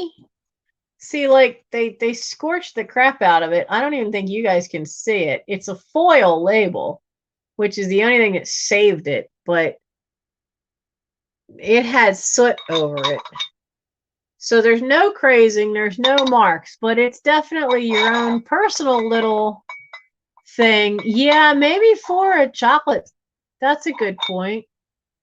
You could, wouldn't that be nice to have a couple of these? You have them around the table when dessert comes out and everybody has their own personal little, you know, chocolate pot for whatever the dessert is. That would be kind of cool. But it's just a little thing. Doesn't even reach 5 inches tall. So this is, it would be nice for butter, for lobster. So let's see, butter or chocolate. To set. So this is, and it's in perfect shape. I mean, it's still got the label. I think it was used just once because what amount of little soot was on here came right off, except for how it discolored the label. So it's in perfect shape. It's $6. It's number 38. $6, number 38. Maybe it's something made for like you said, for butter for when you have lobster. Jewel tea. I never knew such a thing would have existed for butter for lobster, but I have lobster tastes on a Budweiser budget, and I don't even drink beer. All right, here's another little quickie. This was put out in 1991. No, 2001. Now, these things were put out by Victoriana magazine. And this is Cynthia Hart's Victoriana Days to Remember. Okay, I had a bunch of these. I used to give them away as gifts because, wait do you see? Look at these. It's to put the birthdays in. It's a birthday book. But look at the fantastic images in here. You know, they really are fabulous. Absolutely fabulous. Trying to get this lined up, but I'm not succeeding tonight. There we go. But they put out so much of this stuff. It's printed by Workman. It's never been used. I think it'd be great either for junk journaling or even just to use it because they're made to be. Look at the Christmas one. Look at that. It's beautiful. But that was a big thing in the 80s and 90s. Victoria magazine had a lot of this stuff. June is, of course, you know, Great Looking Bride. But it's all these images that are done with different. Oh, there we go. Look at February's. But when you see the pictures, like it's all made, that's a vintage Valentine surrounded by real roses. And all this stuff was so popular in the 80s and 90s, going into all through the 90s. And like Victoria magazine, I still have a lot of my old Victoria magazines. Now it's only online and it's not nearly as fun. But you can't find the stuff anymore. They're not making it. So this is a neat little thing. It's in perfect shape.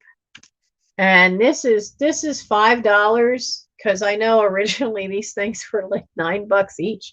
They weren't. Workman stuff wasn't always super cheap. There's the number. So for this, it's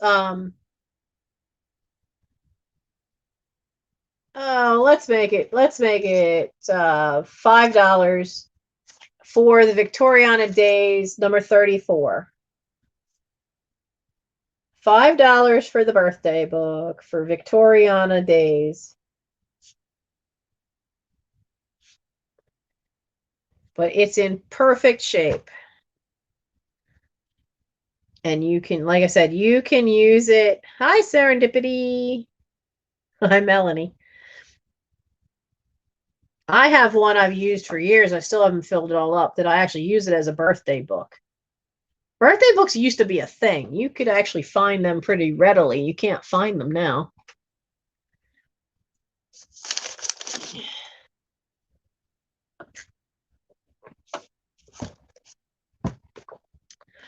Nope. I've not had any problems with Debbie. Debbie's a doll. I've had problems with somebody named Purple Love who just vanished. But that happens. That's par for the course. So let's see. How about this little itty bitty thing? It says Imperial Nippon, hand painted. It's just a tiny little trinket dish. But look at that painting. I half expected this to, like, it has that look like something from that would be Dutch. But I was real surprised. It's not. And all this, these little dots, these are all raised up little tiny dots. So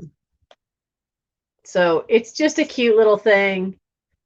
There's a little bit of wear. I ran my fingers around it and I didn't feel any chips. There's a little wear right there. There we go. There's a little wear to the paint right there, but it feels smooth. So I think it's just wear. And there's another spot. There's a little spot right there. That's not a chip. That's just wear. They're all smooth. Those three little white dots are just wear to the paint. And it's the same thing right at the edge in the center down here. It's just wear to the paint because I guess they picked it up this way because that's where the wear is. So it's just a little tiny thing. It is, what do we got here? It's not quite 4 inches wide, and it is a little on the deep side. Purple Love was a buyer that bought a couple of offer-ups and then vanished. With a special brownies? Yeah, maybe. So this is a neat little Imperial Nippon piece. And this little tiny trinket dish. Imperial Nippon. Like I said, it's in beautiful, beautiful shape. Because it's Nippon, you know it's an earlier piece. Judging by the colors of the paint used, I'm thinking this has got to be 1920s, 1930s. It's definitely long before. It's definitely before the war. I think it's more likely 1920s. And this great little trinket dish is it is $6 because it is in great shape. There's no chips, no cracks, no crazing. But this little fellow is $6. It's number 21 for this great little trinket dish. $6, number 21.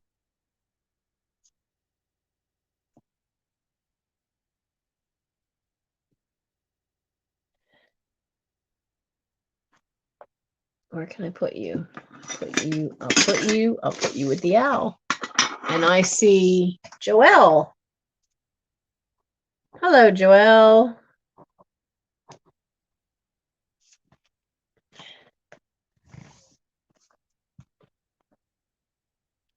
Oh, Angela, I've had no problems with technology today. I've just had problems with other stuff. Being a lot heavier than I should be moving. Now, let's see here. Let's do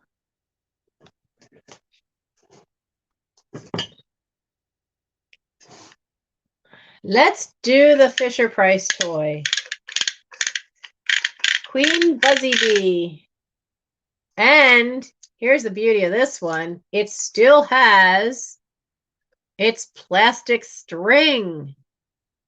And I just think this would be the cutest thing to have to decorate. Yeah, Thrift You. I mean, she did send me the email, but I don't know if I don't know if the email's wrong.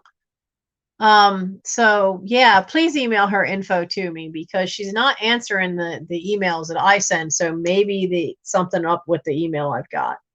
But this is Fisher Price. It is the wooden body. It still makes noise when the wheels go. The silver on the wings is still in great shape. It's got a little condition issues. Right there. There's like a little wear there and a little wear here, not on that side. There's a little wear on this side because that's starting to flake off. Now this one has Canadian patent and it says -57. So that should be 1957. So this is one of the earlier ones. But it's in good shape. And the only plastic part is the crown and the wings. And the wings are hard plastic. And this is more like that PVC vinyl plastic, which later that's what these were made out of. But it's just adorable. I like it's even got its little dealy bopper dingle things. And it's just so cute. I, however, don't like bees. I got swarmed as a kid. As a little kid, I was 6 and I spent 3 days in the hospital. I don't like bees. You want to see Nancy have a meltdown? Let one of these buggers come near me again. But it's beautiful. I love it's even got, you know, it's got the flowers hand painted. They look like, well, they might be a stencil. But the paint on them is great. The paint on the wheels, there's very little wear to the paint on the wheels. So yes, I have random stuff, which is one of the reasons it makes my sales just so different from everybody else's, because you just don't know what you're going to see with me. And I haven't been able to put anything in the eBay store because we're still trying to get managed. They're forcing me into managed payments. But most of my pop culture stuff, which would be stuff from like the 60s on up, tends to go onto the eBay store because this is more of a vintage market. So I try to give you guys that stuff. But yeah, you never know. You just never know. And I don't even know because I open a box and I now the last time I got stung by a bee, I got stung actually on the lip by one of those teeny tiny ground bees, and I had an allergic reaction. And thank God my son was home because I couldn't breathe. My throat was closing up. My tongue was swelling up. He shoved 4 Benadryl into me while I could still get something down me and just grab the keys, like hospital now. And by the time we got over there, the Benadryl was already starting to kick in. But they kept me for 6 hours to monitor me because they were really worried. Now there's only one thing too. There's I don't think she ever had ears, but there's a little hole. See that little? That's not a dot in the paint. That's a tiny little hole, which I can't figure out why, because she doesn't have ears, and it's not on the other side. So this little darling is an offer up. Okay, she's an offer up, and Katie will run this one too for a minute and a half, because for one being that old, her colors are great, her paper is great. So we'll run her for a minute and a half, and we'll start her at $5. This is Queen Buzzy Bee. Number 444 is the Fisher Price code number. item number for her, but it does have a date saying for that Canadian patent 57-57. So it's from it's an earlier one. Yeah, for a spring vignette, it'd be awesome. So Katie, go ahead, start it at $5 and let the timer run for 1.5 minutes. I'm gonna give everybody a chance. So everybody has a chance in spite of lag with 1.5 minutes. But this is really, really neat find. Remember I said how I found those cards from when I was born, and what else was in there? The cards from my mother's wedding shower. This was in the box. So odds are this is 1955 would probably have made it either David or Gary's toy when they were little kids. And it probably, I think that box got, some of it had to have been packed before I was born. And I think that's why this is in such good shape, is because it was in that box, which was one of the boxes I managed to pull out of the attic. Some of you have seen that attic video and you see how packed it is. And here, this little flat box was underneath the chifforobe that I was standing next to doing all that filming. You guys didn't even see the chifforobe because it was kind of behind me. And it's just such a great one. I see 11 for Rebecca. And it's just so great shape. And you never, ever find them with the plastic string. You never find that. That's always off. But if you're going to, I mean, if you want to use it in a vignette, you could just like tuck it down inside underneath. So, and it's only a staple. It probably would come right out of there. So I see 12. And remember, what I see is a lag. So by the time I'm saying it, the timer may already be stopped, like in this case. Now, Katie will let me know, but I think I see Debbie for 12 before the stop. So this was Queen Busy Bee. Queen Buzzy Bee. Sorry, Buzzy Bee. Debbie for 12. Debbie. Tally. Awesome. I'll put her in there. Let's do these little guys. Oh, wait, not him. We'll do this one first. Okay, so these guys are in much better shape than the big one. So these guys are also from that basement haul, but look at these guys cleaned up so much better. And yeah, I see that he looks like a Cheeto. Look at the orange color. It's weird because like when they painted him, like they didn't do all of his chin, which looks really weird. This white on the sides, this is his collar. This is actually the collar, the big stuffed starched collar. He's got the wigged hair. Now there is some crazing on him as well, but most of it, I think you might be able to see a faint, there's a line right in there where the crazing got kind of dark, but for the most part, the crazing on him did not get like the other one. Now where's this chip? I know there's a chip. There's a chip on the back. There's an itty bitty chip. He's smaller than the other one. He's about 2.5, a little over 2.5 inches. He does have that chip. He is made in Japan, but I couldn't ID that. It says made in Japan, PY. And I could not ID who that was. But, you know, there were so many makers of stuff. But I did try to look these up online, and the prices are all over the place. All depending on the maker, all depending on the look of the jug, if you can name the character, if it's a Dickens character. I doubt he's a Dickens character. But he's got some serious eyebrows going on there, doesn't he? Every little line in his eyebrows is a line painted on. So he's pretty cool. And he is, we need a price.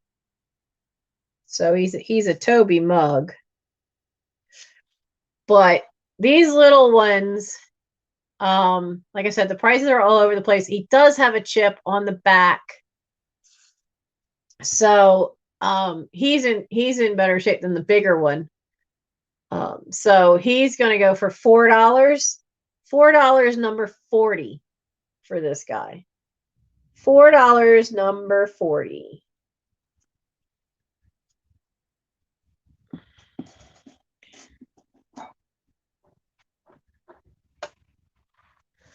So what's going on? He does kind of have that Quaker look, but the Quakers wouldn't have had the tall upright collar.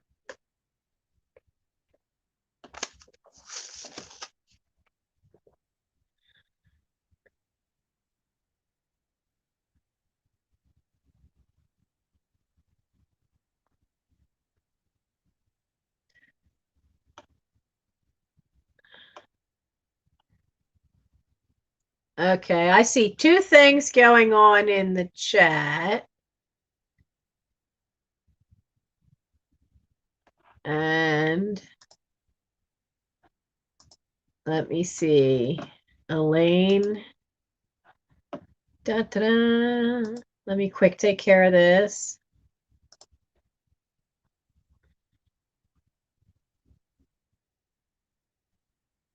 Oh, Trisha, thank you. I think I see the problem. I don't think that the email I have for her has a number in it. And who is this? Margaret Karen.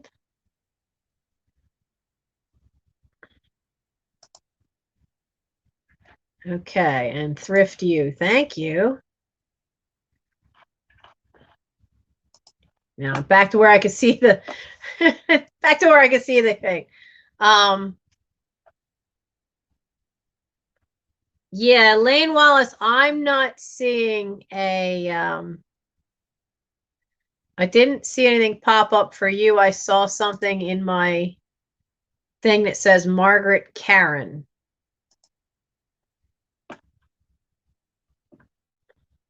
From Washington.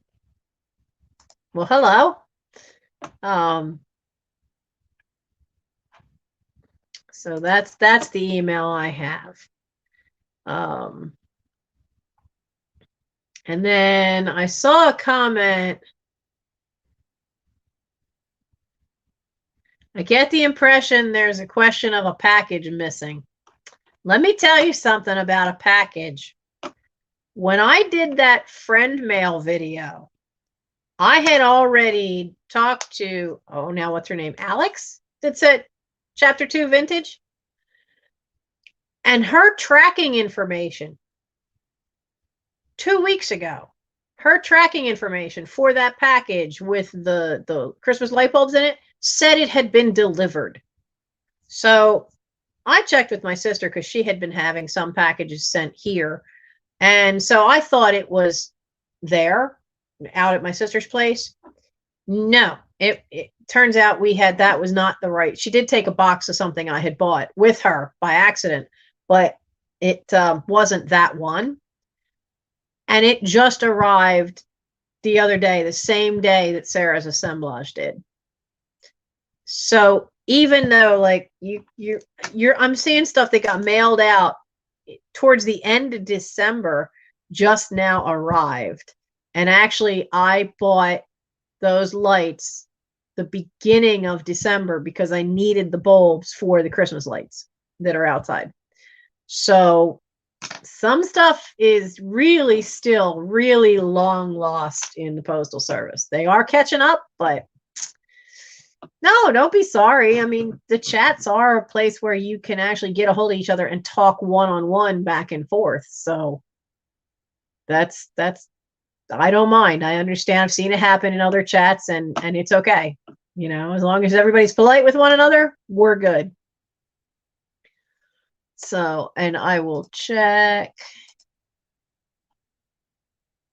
Let me check the spam folder. Nope, spam folder's empty. Elaine, the only thing I could tell you to be careful of when you email me, make sure Verizon is spelled with a Z and it's .net and not .com, because that, even though it's in the corner right there, and I know a couple of my mods have put it in the chat, it's that Verizon really catches a lot of people, because I've had more than one person, even Michelle from Comfy Cozy, we finally figured out that was part of the problem. She was spelling Verizon with an S. So it could take a while. You got your fairy book. Awesome. I'm glad that's gone to a good place. There will eventually be more fairy stuff as I purge more. So, yeah, chats sometimes are the only places that you can find each other again, and it's the only place you can talk back and forth in real time. So I don't have a mind I don't mind it as long as everybody stays polite with each other. It's great. So it's okay with me. You guys figure it out. Elaine, you'll figure it out. Elaine, I'm also on Instagram now. I'm still learning what to do with it, but I'm on there. So if you have Instagram and can find me, then you may be able to message me through Instagram, because is it Melody? No, Melody's done it. Melanie's done it. A couple of people have done it. They found me on Instagram and messaged me that way. So let's see. We have another Toby jug, another little tiny one. Now this one's in great shape except for one little spot. And I think this is a manufacturer's flaw, because the spot has glaze over top of it. There's a tiny little right there. So there's this teeny tiny little flea bite, but the glaze is over top of it. So that happened then. And the nice part of this one is, and you should have seen the paper bag I took this one out of. The paper bag was just, So what crazing this one has is really fine, and the inside is all full of crazing. Now those black dots, that's not dirt. That's actual black from the paint of the hat. But the crazing is all on the inside. I'm really not seeing any on the outside of him, which, considering how the other two were, is a freaking miracle. But he is made in occupied Japan. So he's different, and he's a little pitcher, which, usually you see mugs, just straight up little mugs, but he is a little pitcher. It's got his little pointy spot here. Isn't that different? I've never seen little pitchers before. So I think he's great. He's kind of got that dashing cavalier look with the point, with the hat being pointy to the front. That little tiny mustache made me think of like something from the Musketeers. But he is really cool. He's in really great shape. He is an occupied Japan piece. Yeah, I think he is more like a Quaker. He is definitely more like a Quaker. And it is made in occupied Japan. And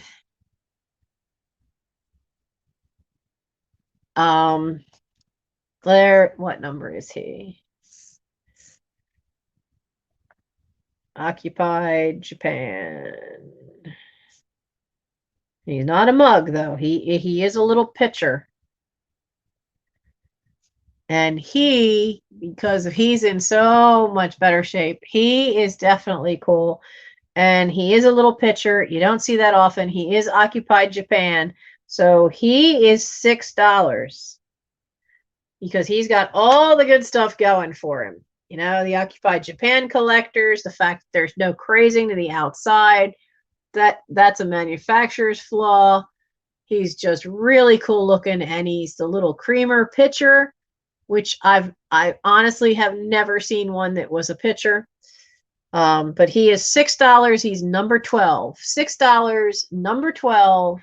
He's got everything going for him. Absolutely everything. Really, really, really cool. So he's a little higher simply because he's got everything going for him. He's unique, he's different. So $6, number 12 for him. If nobody buys him tonight, he's probably going to go up on eBay. Heaven Bound Farm, hello. You're just getting here. Oh, you'll have to watch, when you get a chance, you'll have to go watch the replay at the beginning. My sales have a lot of different stuff. A lot of different stuff. Because I have 3 estates worth of stuff to clear out. So let's see. Let's do this. Oh, the graphics of this. This is going to be another offer up. This is Health Stories Book 1. Isn't that a great cover? Great, great, great cover. Now, it gets better. That's the end papers. Now, this was from the Russell Public Schools. It's got 2 signatures in there. So it looks like Gene Kells in 1960 never took it back. It is copyrighted 1939 is the last copyright date. But then it says 344 there. So I don't know if that's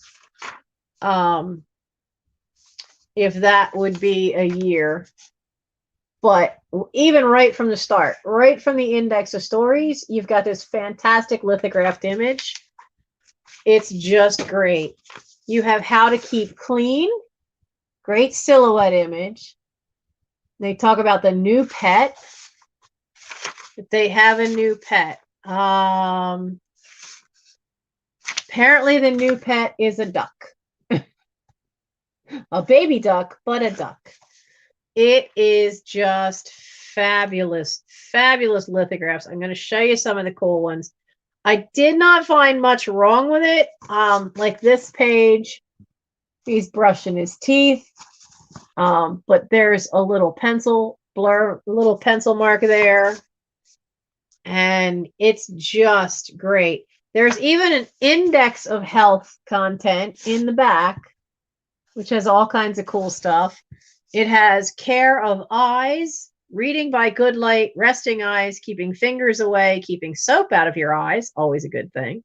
Care of teeth, avoidance of sickness, which includes such things as wearing proper clothing, avoidance of colds, use of handkerchiefs, use of individual cups, keeping unclean things from your mouth. Shut up, Vinny. Avoidance of kissing on the mouth. Now, where's the fun in that? And quarantine. Okay, I'm so curious about this quarantine.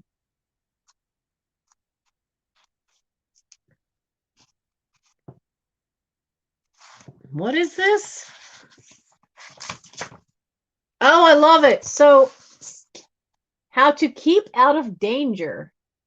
So all of the chapters of this thing, it's not very thick. All of the chapters have these great silhouette images. Very much the 30s.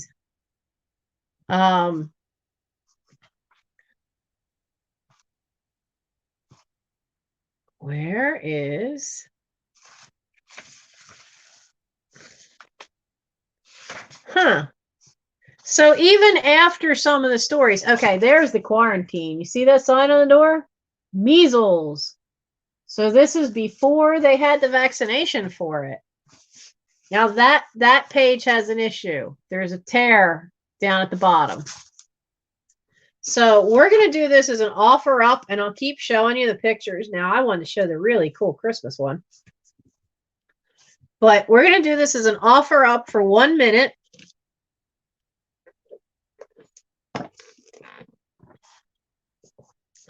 Let me write down what it is. It is from 1939, most likely, since that's the last copyright date. And looking at the style of clothing, how many boys run around with these long wool socks and a sweater and the short pants like that? And then her bobbed hair, very, very 1930s look. So we're going to, Katie, can you start a timer for 1 minute for the Health Stories Book 1? I only have Book 1. I've not found any others. And we're going to have this great book. We're going to start it at $4. And we're going to do it for 1 minute as soon as Katie puts the flags in. Now, there had been a paper clip that rusted. You know, never pet dogs or cats that you don't know. The dog's watching the baby. Very good advice in this. And then, of course, the opposite page has some more marks. Darn it, where is that? I had it marked and then put the thing out of it. I want to show you that Christmas picture. Where is the Christmas picture? Because it's a gorgeous picture. Care of nails. Compliment the children who have neat looking nails. So there's a section here for parents and teachers as well in the back. But there was an awesome Christmas picture that I thought was great. So Dr. Bob's Christmas tree, and you have them out in the snow. You remember, I don't think any of us here, well, maybe a few, might be old enough to remember when you had woolen leggings with the buttons on the bottoms to go with your coat. And then there's this great Christmas tree picture. So I see 15. You know what I like to do with these? If I can get to it. Come here, you. Is for some of these cool books, I like to take not the old school kind of paper clips. I like to take these kind of clips and then do this, because then I can fold it open so that I can use them to decorate with, and I don't damage the book. Now, you're not gonna like open it flat because you'll damage the spine. You don't want the spine to crack. But that way you can show, look at the Airedale. Oh, look at the Airedale puppy. But that way you can use the pictures. Like, look at this. The silhouettes are what I love. I absolutely love these silhouettes. But you can use these old books to decorate with. So it's Judy at 15. Where did I just, Judy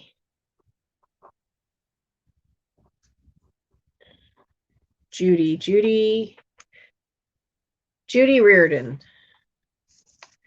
Okay. Hi, Judy. So we'll put that one there. Isn't that neat? Let's see. Now that's going to be an offer up because of that. Now I don't have a price for you guys either. I have this great looking bird. He is a tall bird. He's 7 inches tall. The base is 4 inches wide. You can see there's a chip there. It's hard to see. There is a little chip there, which the only reason I found that was because I could feel it. There's a flea bite right there on the leg. I don't know what kind of bird it is, other than it's blue. But he's a neat looking bird. His beak is fine. This one has, the beak's not a problem. The problem is that the noticeable chip is the base. You can't even, it's hard to see the chip in the grass. It's, I can feel it. It's right there. But isn't that wild? I could not find. I have two of these birds, and I hate to tell you this, guys. We're doing another offer up, but because I got nothing. I couldn't find anything on them. Oh, there's also a chip. I almost forgot. There's a chip on the side here. Now that really, when you're looking at it, is on the back for that one, so you don't see it. He's the wrong. Chickadees aren't blue. So I couldn't figure out what on earth was he. And the other one, when you see it, I don't know that he's not the type of blue jay that is here in the East Coast, and he's not a stellar jay, which is in the West Coast, because those suckers are big. I think somebody did a neat bird, but I suspect that the painting is just some artist whimsy of a painting. So this big guy is the big bluebird, is going to be an offer up. We're going to do it, let's do it for a minute and a half, because I know people like their birds. And I mean, he's really great, other than that little flea bite. So we'll start him up at $6 for an offer up, run it for a minute and a half. He just looks great. And the reason I think he's just whatever color the artist decided was simply because the birds themselves, the mold is identical, but the colors are very different. And I have two, and this is the first one. And like I said, he's got his little condition issue down here that's been noticeable because, you know, it's right facing the front. And then that tiny little, I can't even find it. I feel it because I could feel this little bit of an edge. There's a little bitty chip there, which you can't really see. And then there's the flea bite, which you can see on his leg. There we go. Started at 6, but he's just so cool. But he's 7 inches tall. He's a big one. And that's not, there's so many Japan markers that use that wreath kind of shape. But most of the good ones, the wreath is very defined. And if you look at that mark, it's a little blurry. It's not quite clearly defined in the design. So it's maybe it is a snowbird. I don't know, but it's just such a cool piece. It's such a cool piece. I see Lois Hoover at 6. He really would be good for that farmhouse style. I think for spring decorating, he's really cool. But he's just 7 inches tall, so he's got some height to him, being so tall.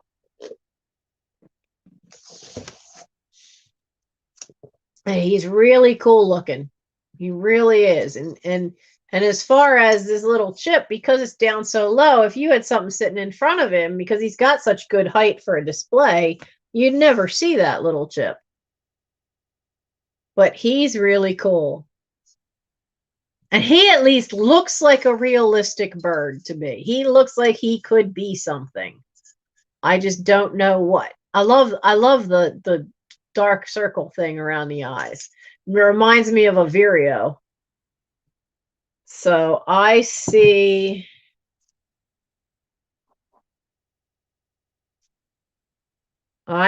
Lois Hoover for 6. And time doesn't seem to matter anymore. Well, it kind of does when it's something that there are a lot of people want. And you also have a better chance of getting stuff at some of us smaller sellers, because when you're at some of the big ones, if I come across, so if you're at some of the bigger sales where they've got 300 or 400 people watching, it's a lot harder to win stuff. My sales, you know, I might have, I think the most I had over 100 people on my very first sale, but the average is usually about 80 people. So, because I'm kind of so late at night. Oh, it's an Eastern bluebird. Okay. Now, the reason I wondered Lucid, I don't get the reference.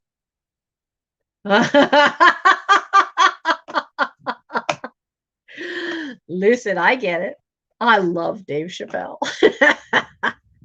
There's a man that will tell you what it is. So that's an Eastern bluebird. Okay. Now the reason I wasn't sure about if it were just because of the artist just did colors, because this is exactly the same. It's the exact same mold, but it's different colors. Now, I don't know any bird that's green other than a parakeet, but he's definitely got green there, definitely got a green tail going there. You know, he is the same exact mold as the other one. Now, there's this little mark here. I couldn't get that off. And there is on his backside, can I get that to where you can see it? Kind of have to hold him upside down. So there's a little chip on the tail. There's a little, so this is weird. So there's that, but that's under the glaze.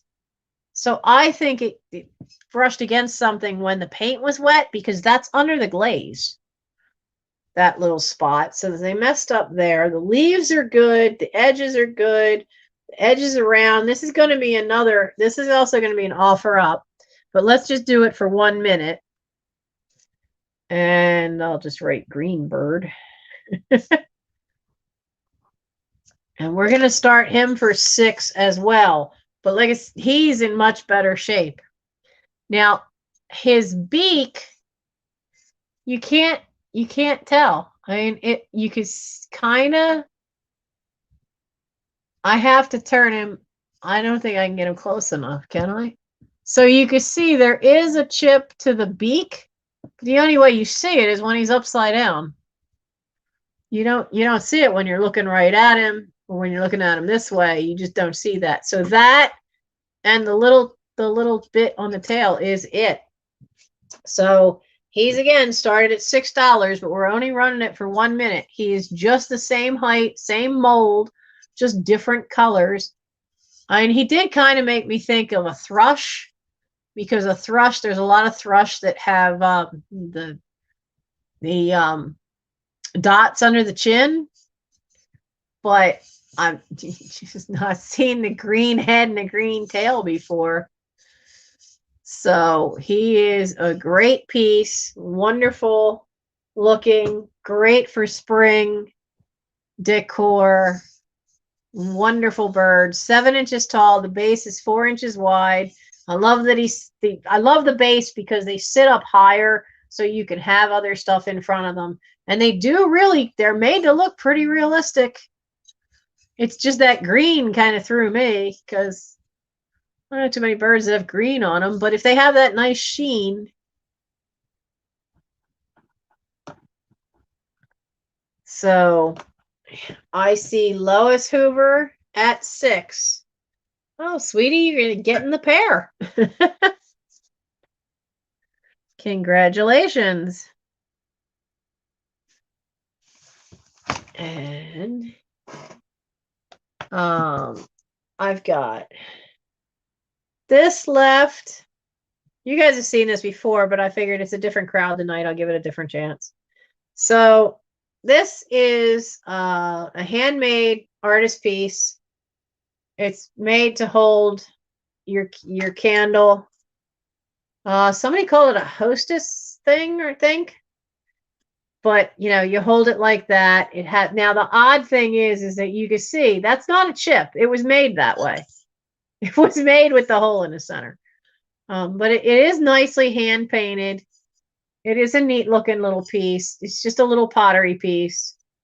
I like the spring colors with the yellow and the lighter green and the lighter red. I think it's just a cute piece. Great for spring. What number are you? Okay. So it is hand done, and you could see from the bottom where this is it. They did glaze over it, but it's still a little bit of roughness to it. But it is just a great little hand painted piece. And this is $5, number 19. $5, number 19 for the little hostess candle. Hand thrown pottery. $5, number 19. Pottery candle holder.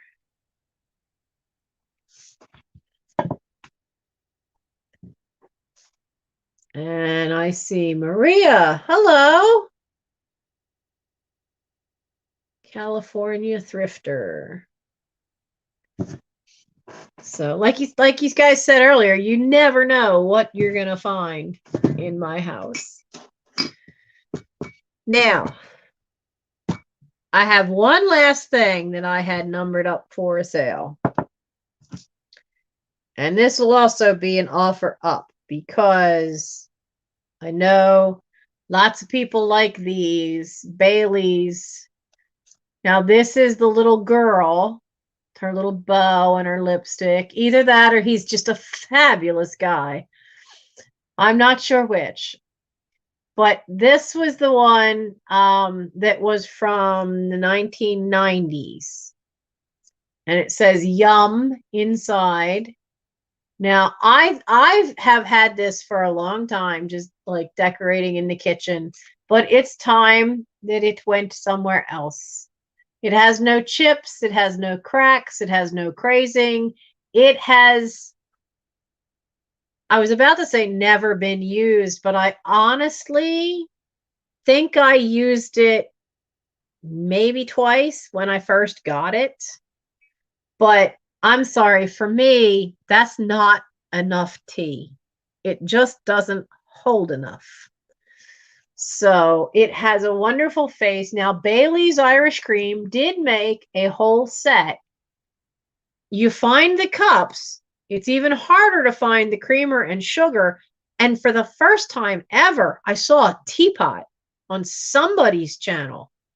I never knew they made the teapot, let alone the creamer or sugar. I've only ever seen the cups. So it is, yeah. Now, hey, you know, if we could fill it with Bailey's, I'd be drinking. Yeah, that'd be a whole different thing. But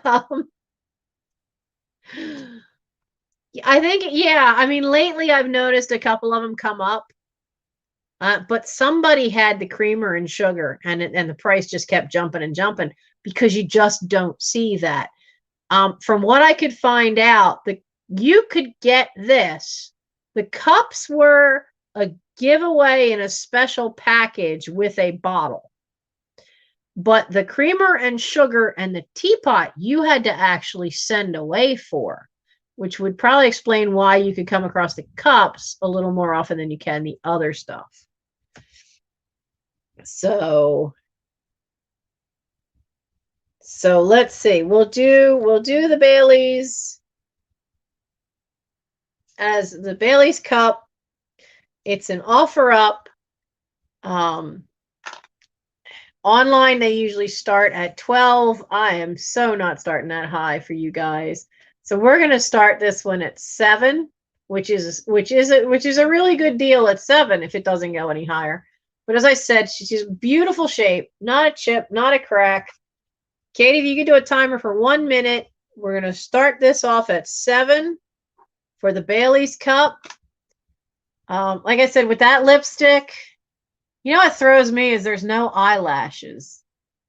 So it's like, you know, is it a girl or is it just one fabulous winking boy? I don't know. So it is just a great piece. I've had it since the 90s. I probably got it as a gift set. Bailey's is also good. There's a drink called a mudslide, and it's made with Bailey's and ice cream. And depending on how thick you want it, you can add some milk to it. You put it through the blender. So you're basically making a smoothie. If you want to make it with just Bailey's and ice, you're making a smoothie. But there's the drink. It's called a mudslide, and it's usually a vanilla or a chocolate ice cream with Bailey's. And yeah, though I was drinking them long before TGI Fridays came around. But it's great. And it's like I said, it's in perfect shape. There's not even any scratching inside. That I think that was one of the things that bothered me, is because there was no good way to stir the tea, so your sugar would get stuck in the bottom. But it is such a great piece. But we're gonna redo the kitchen. We're gonna redo it Doctor Who theme. This does not fit with Doctor Who theme. Does not fit with Doctor Who theme. So it needs to time for this to be appreciated by someone else. So, and I see a stop go by. I love Katie's icons because I can catch sight of them. So what do we got here?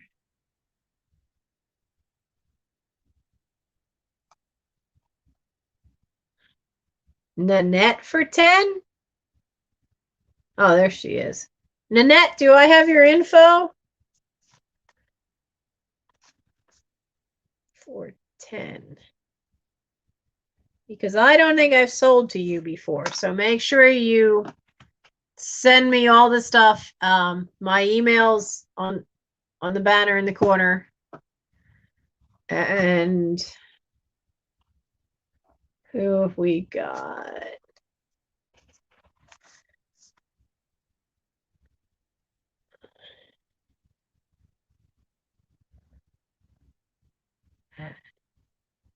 Okay. Oh, I'm messing up my chat there. There we go.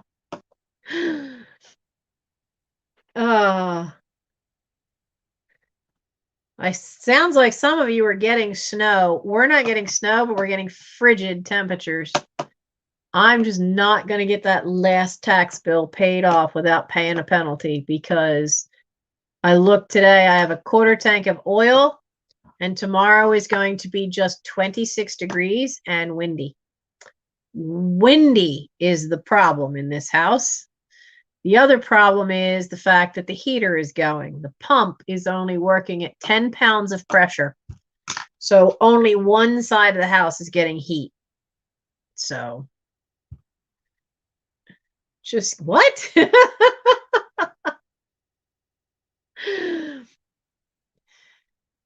All of a sudden I see is just give Nancy her $10.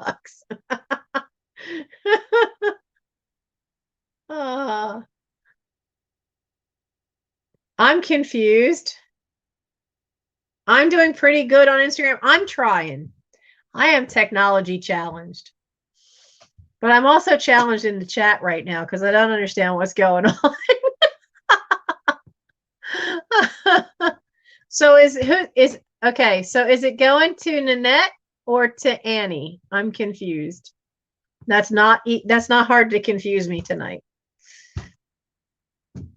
So I've missed something in the chat.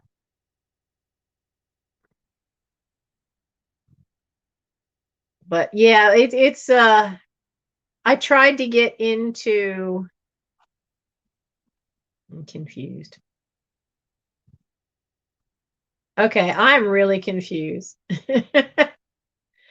Oh, okay. Annie P said Danette said you can buy it for the 10. Okay. So Annie P. Annie, I don't remember if I have your info or not. So make sure you. Well, I know Nanette got it for 10.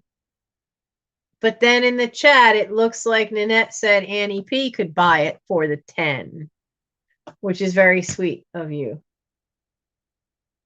See, I love our community.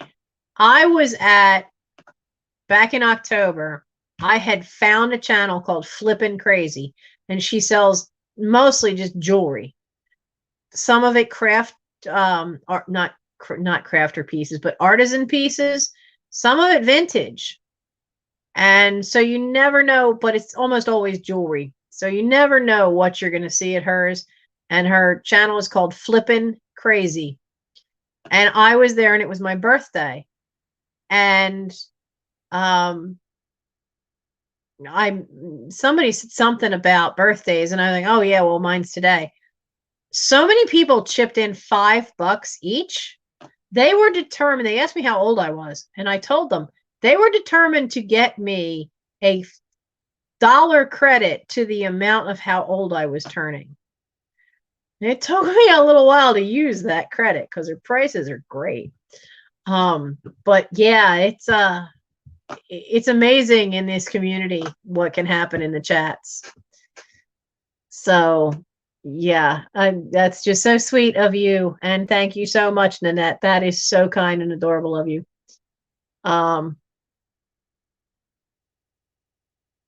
So I will.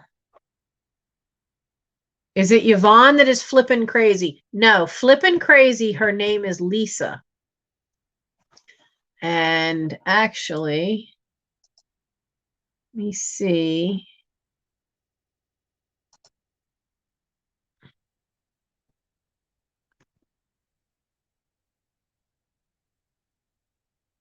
Margala Pearl, whoever that is, sent me a thing. But let me see if I can find the link for Flippin' Crazy. Because she does like three different sales. But let me put this up. She has a welcome to my channel video, which isn't a bad idea. I should do that. So here's the link for the welcome video. Welcome to my channel for Flippin' Crazy. Oh, the gifting up. Yeah, I have to send. I got an email from Miss Pamela, Katie. I have to send her the $10. I have a feeling by the time all of us send stuff in, Katie, you're going to have a credit at Miss Pamela's. So, Yvonne is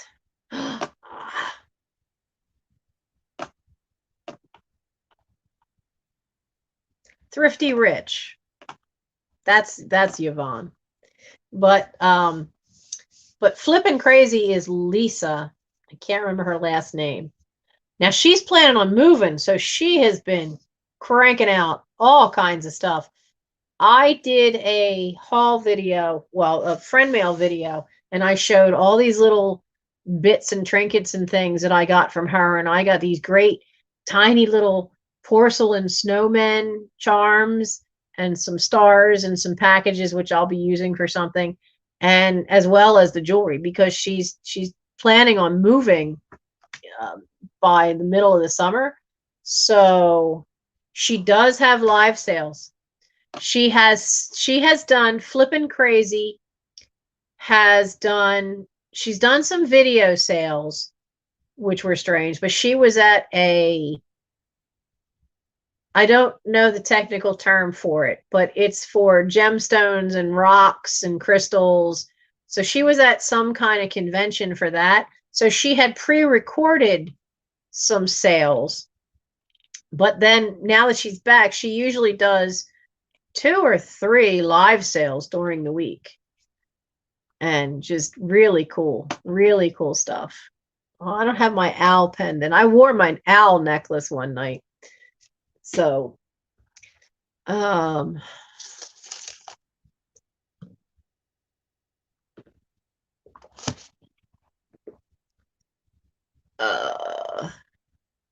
yeah, she had a sale. I know she had a sale this afternoon, but I wasn't able to stay at that. So that was all the stuff that I had numbered to sell. We got through the bin that had the vintage postcards in it, because that was part of the unboxing. There's these too. These is part of the unboxing, but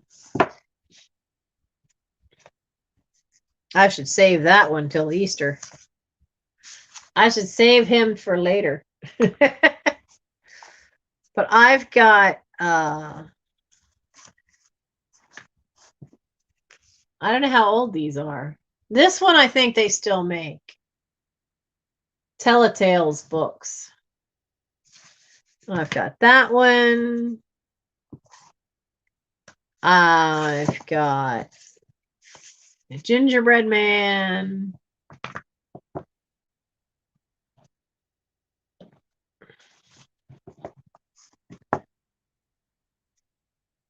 I've got these two. Now, these are Rand McNally Jr. Elf books.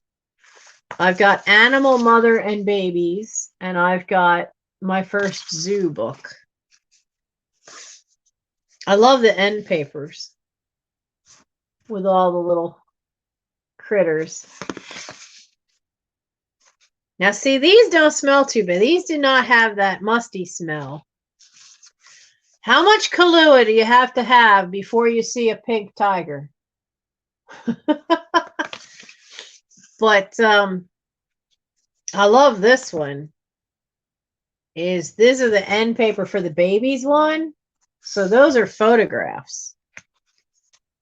And then it looks like they colored. Okay, wait a minute. A real live animal book, Animal Mothers and Babies, and 19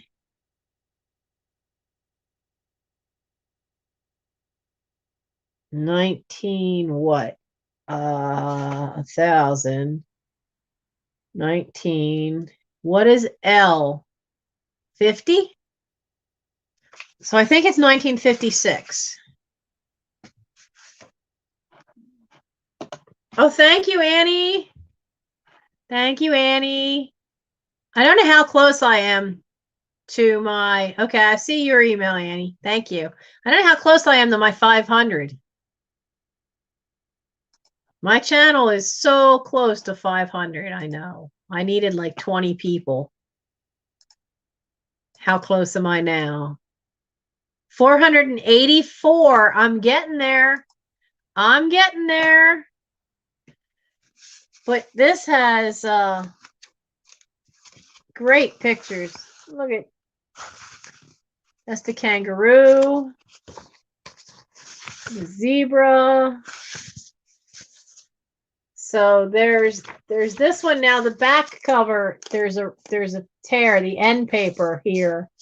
The cover it's gone right through. So it looks like somebody ran like a nail or something down there, and it sliced the end paper. But it didn't mess up the pages, just the end paper. The last one's a horse and a colt. So you have that one. What is my laptop doing? And then this other one is illustrated by Catherine L. Phillips. Now, I haven't looked that up because a lot of times the illustrator of these kids' books is way more important than the author. And that's just cracking me up that the tiger is purple. At least the hippo is the right color. So this one is from 1960. And like I said, I haven't looked it up. I don't know if there's a value to my first zoo book because the illustrator is Catherine L. Phillips. The story is by Andy Cobb. Because a lot of times the illustrator can make a difference. There's there's one over here that it's illustrated by Suzanne. Now, I've sold kids' books before, and it's got some condition issues, but this one I'm going to put up on eBay because these are hard to find, and there are Black Americana collectors that collect these, but there's also people who collect illustrated by Suzanne. So I know that one is usually a collector's piece. So for these two, we'll do these. We'll do them tonight. Why not? So for the two Junior Elf books, I know what I've sold them for online. I've got more stuff than I can list, and until they get the verified, I can't list anything new on eBay anyway right now. So, wow, brain dead. So, so for these two, it's going to be $6 for the two Rand McNally Elf books. And these are letter. So $6 for the pair, letter C. $6, letter C.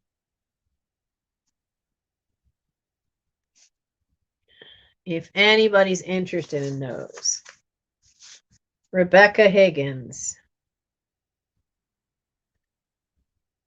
Yeah, I started off on eBay. One of the first things I sold was stacks of little golden books, because with 6 kids, there were a lot of little golden books here. But it just, I have so much to list and do. And I know some of them I need to save and put on a bigger market, but it is very, yes, Vinny, you have to be extremely careful with how they have changed the rules for Americana, Black Americana pieces. I have to go back in and reread how it's put in there, because I know it's gonna be a challenge, because they've kind of almost gotten a little crazy with it. They've also just recently changed the rules for trade cards, and the little buggers included non-sports trades cards. Now that, if it were sports, I wouldn't care. Doesn't affect me. But by adding non-sports trade cards into their new rules, that completely affects me, because I have Star Trek: The Next Generation trade cards. I have Pokemon trade cards. I have Yu-Gi-Oh trade cards. I have Magic the Gathering cards. These are all fall under that blasted heading. I've got Harry Potter cards. I've got some movie cards from different things. Not too many of any of them, but I've got them. Well, except for the Star Trek: The Next Generation. I got a whole box of them. But now I've got to relearn all what their criteria is. And that just came out in the last few days. I have the email sitting there in my eBay thing. I haven't read it yet. So yeah, eBay is very tough on some things. It's also very tough on historical stuff from World War II, because heaven forbid it have the double eagle on it. The double-headed eagle. I had stuff taken down because it had the double-headed eagle on it, even though it was a field guide for the common soldier, but because not because it had the swastika on it, but because it had the double-headed eagle, they took it down. I had a piece of jewelry that I ended up selling on Etsy rather than on eBay, because it was from Persia, not Iran, Persia, when it was still Persia. Hand-painted, gorgeous pendant on it. But I couldn't sell it on eBay because I actually mentioned the fact that it was from the 70s when my aunt lived there. So it was from when they had the Shah of Iran there. So they took it down. Just crazy. So 15 more subs to 500. Oh, awesome. That would be so, so cool. So I know I've been talking directly to you and I haven't been. Magic the Gathering cards? Oh, my son is really into Magic the Gathering. So he drives me crazy, because he'll get ones he doesn't want and he'll just throw them away, and I started getting pissed off at that. So I have been thinking of just making like little starter packs and selling them. So I will make a note of that, Iris Collins, and see what I've got.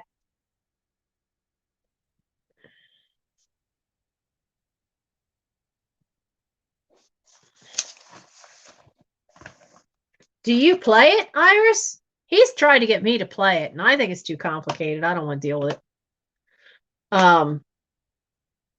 He's tried to teach me Magic the Gathering. I used to play Yu-Gi-Oh with him all the time until the idiot took my deck to school with him and then lost it. I think some kid swiped it or he just gave it to him. But I had a really good deck and was actually starting to play tournament a little bit. Oh, you sell them. Yeah, he's sold a few, but he doesn't do that often. But I mean, even just having the, you know, people need to start somewhere. I'll take a look and see what I have. Maybe we can get together. But Yu-Gi-Oh was a lot easier to me than Magic the Gathering is. Magic the Gathering is like the difference between playing Rummy 500 and playing Bridge.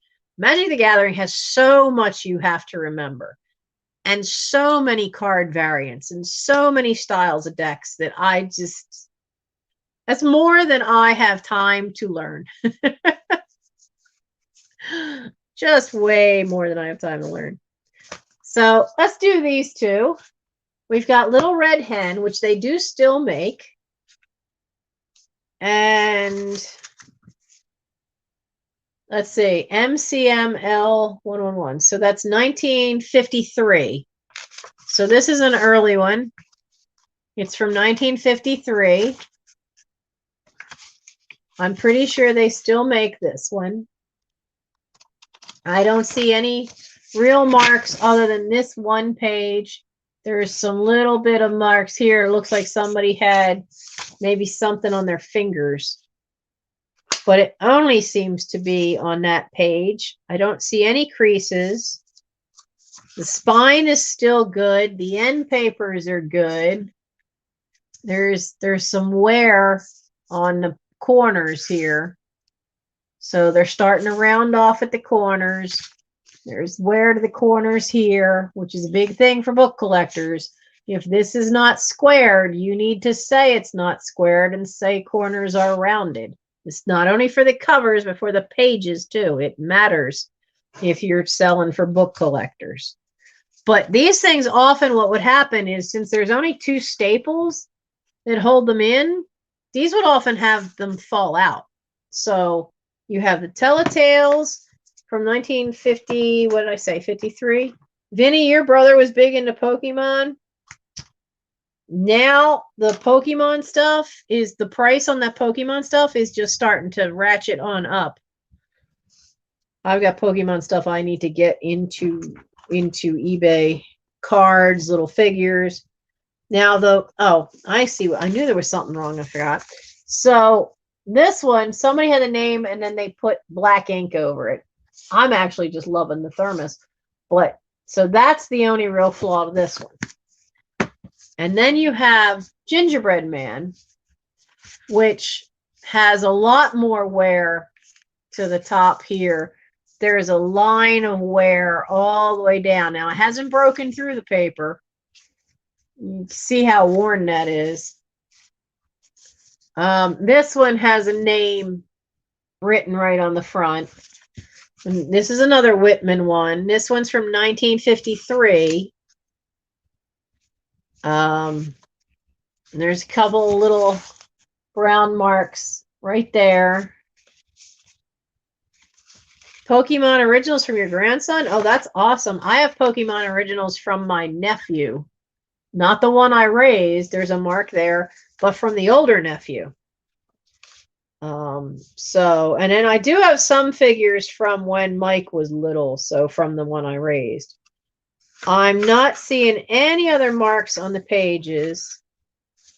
Colors are really good on the pages of the little gingerbread man. I've seen them sell this one, but it's funny how it only seems to show up. And I think they've changed the illustrations a little bit. He's kind of almost got that Christmas vibe going on with the green and white peppermints, you know, but still, I mean, it's a cute decor cover. It really is such a cool cover. That this one alone would just be so cool to have, either because of the red and white gingham, either to have in the summertime, or because he's got the white and green, you could have him as part of the Christmas thing. You put it out at Christmas all the time. Yeah, it's kind of, you know, especially with that cover, it's really pretty cool.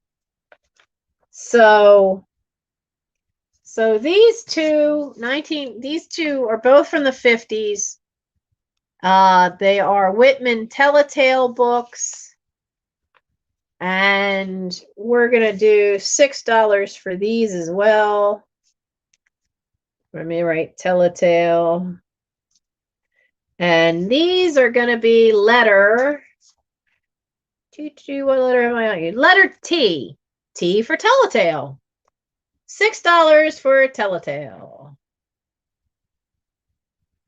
$6 for the Telltale. Okay, Rebecca Higgins.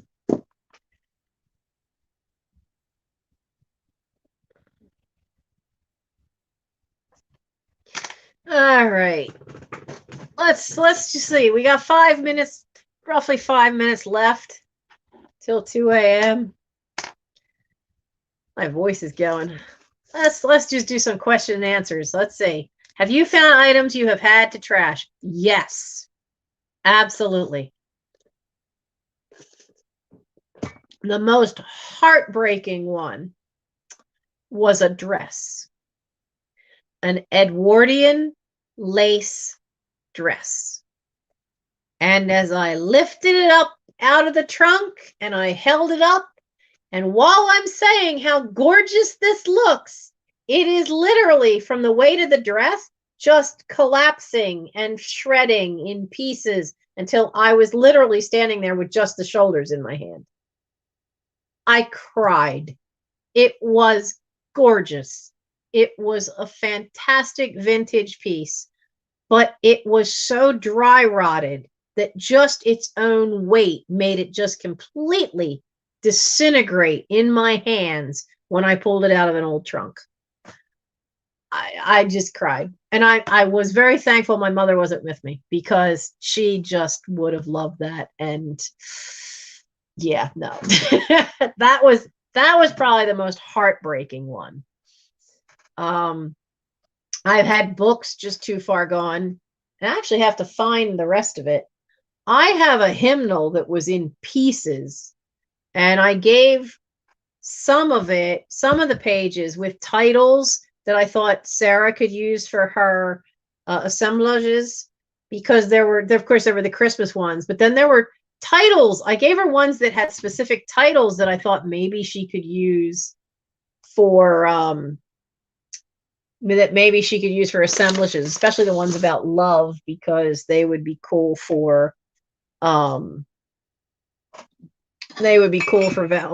Day, because she likes to make those little banners, and that way you can use the title of the hymn on the banner.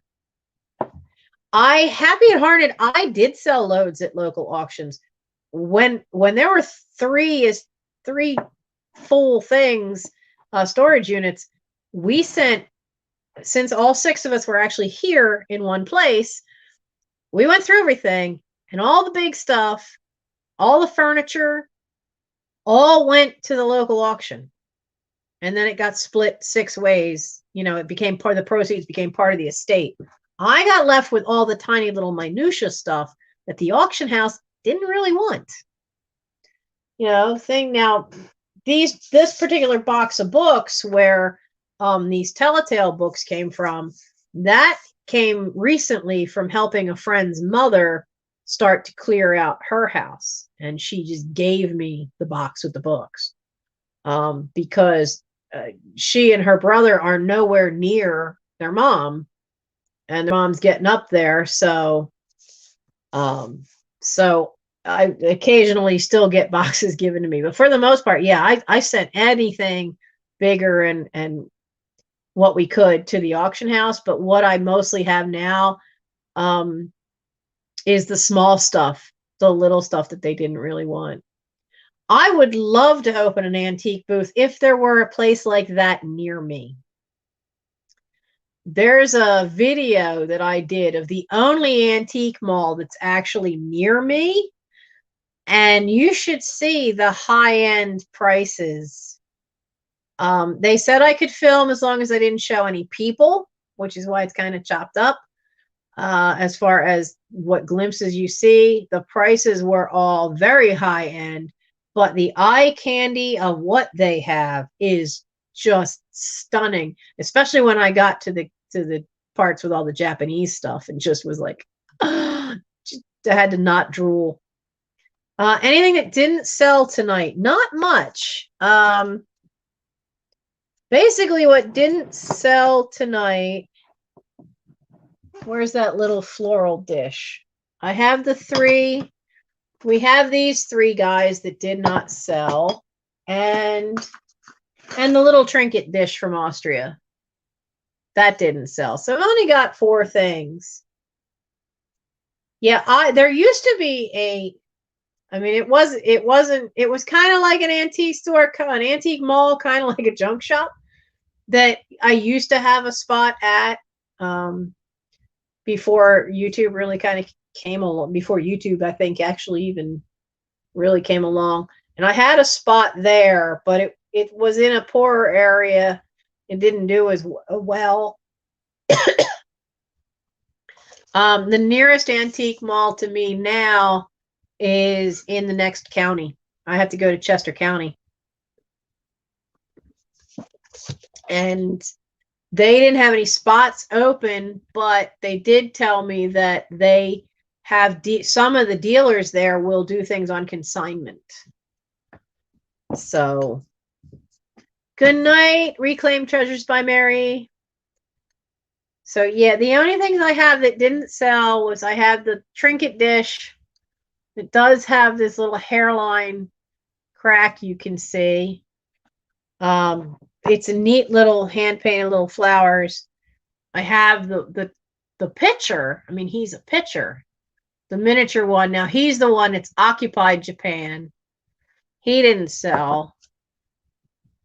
The mug, he's got the little piece on his back. He didn't sell. And then the bigger one that has, which I'm going to see about finding Barkeeper's Friend to try to clean this grime out of the glazing. I even soaked him in hot water trying to get that all to expand, and he didn't sell. Tonight was supposed to be part. Oh, I'm sorry, my arm's in the way. Tonight was supposed to actually be an unboxing, but I actually had time and a chance to clean some stuff, so I didn't have a page and a half of stuff to do tonight. So I turned it into a sale and part unboxing. We did the unboxing stuff in the very beginning when I unboxed a bunch of postcards and sold them right away. So, so the next sale would be next week because I bit off more than I could chew in December. So I am. I had said that in January and February, I'd probably do one. I would alternate weeks. And I still have a lot to catch up on. Mike has to try again tomorrow because I'm trying to get set up to have pirate ship, but we can't seem to get, my laptop does not seem to want to talk to his printer. And at the moment, I just don't have the funds to get a thermal printer. So we're still working on stuff to streamline shipping so I don't get bit in the butt again like I did in December. I really overwhelmed myself in December, especially when I had those sales, two sales that one week back to back. So, oh, good night, Debbie. So next week at 11 p.m., I won't be coming on early because like tonight and last week I had off. So I was able to come on a little earlier, but it'll be at 11 o'clock after work for me next Thursday, and that'll be a sale. Yeah, I'd love to get a new stuff, but, and even this is Michael's hand-me-down. The problem money is the finance side of it. Right now, I'm more worried about the heating, getting more heating oil. Even the finances are kind of like that jigsaw thing where the slide puzzle. I've robbed Peter and Paul so much that, you know, Peter's gone into protective custody. He's disappeared. He's in witness protection. So, But over time, you know, I'll get there over time.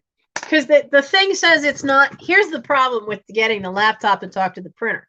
The laptop says it's sending the signal, but the printer says it's not receiving the signal.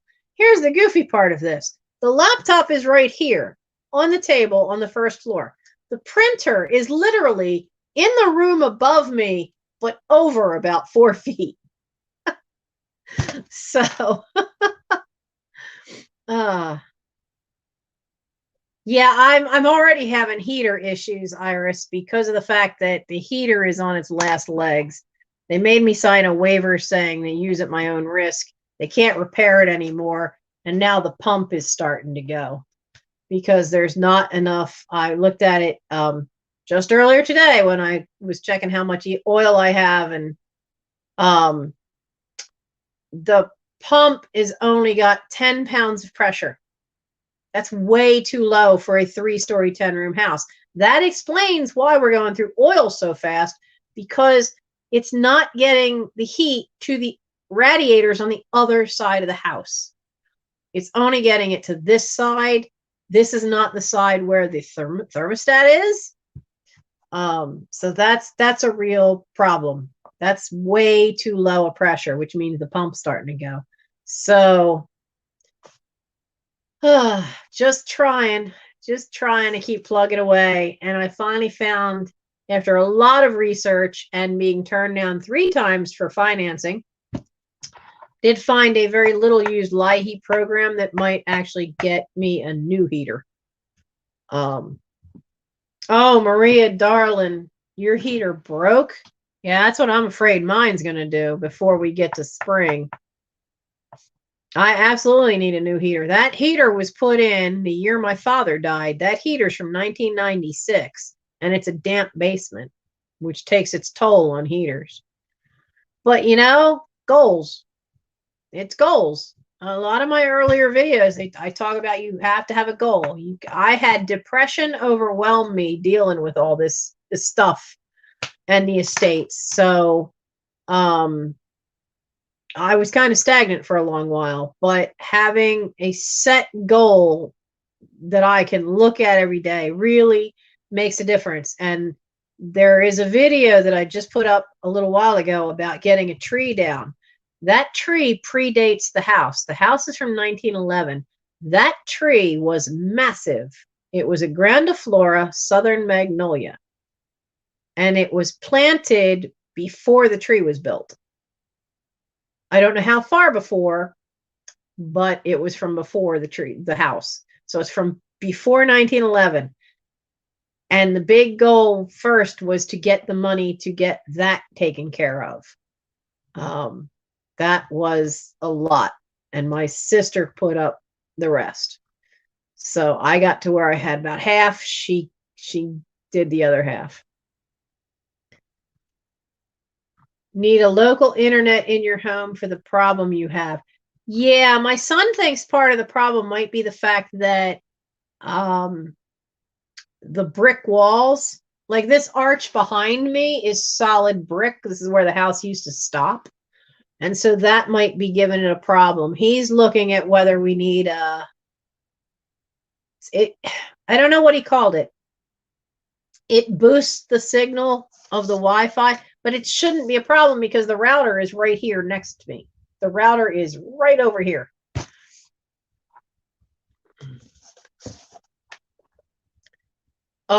Gaming laptop? I don't do gaming on the laptop.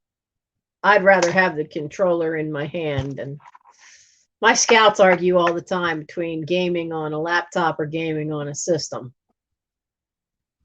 I got real good. I haven't had time to game in so long. I was still working on Red Dead Redemption 2. I still haven't made it all the way through that game. But I have found a lot of cool stuff. So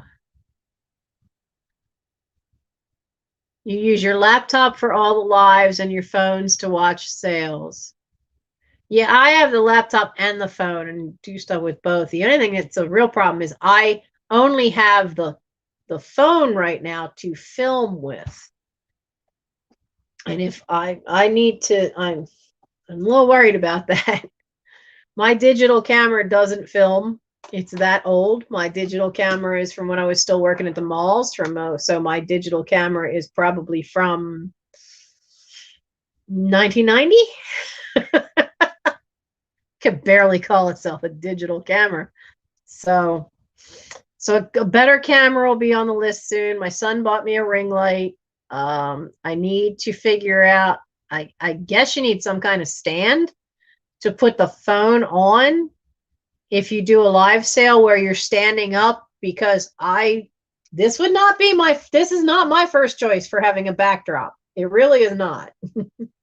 But it is what it is. I came onto the YouTube a year ahead of plan because, 2020 happened. So, but we've just about got everything out of the old playroom, and in there would be space to have a sale, but I'd need to stand up, but then I'd have this buffet behind me that I could sit everything on, and would give me much more space to move.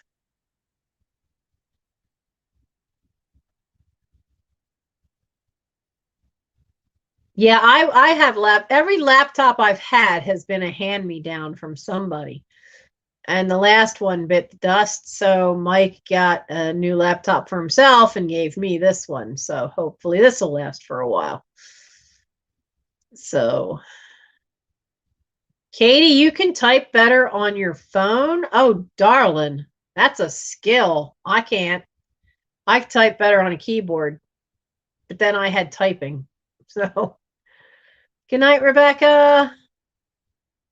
So does anybody else have any questions for me tonight? Now's your chance. Now's your chance to ask them before we go. So,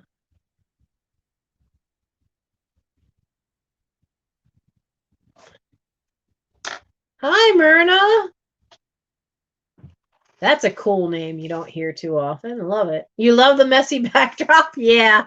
This is because welcome to Warehouse 13. I doubt anybody here will get that joke. But welcome to the warehouse. What's a typewriter? Someday I'll show you an old one from the 30s. The one my mother learned on, and it was bought secondhand. So but yeah, I had to empty the storage unit. The last storage unit had to go somewhere. It does fit with the theme Overstuffed House. Yes. It does fit with that. It's a very, very accurate name. Very accurate. So, oh, Elaine, you said, did I get the email? Let me see. Yes, there it is.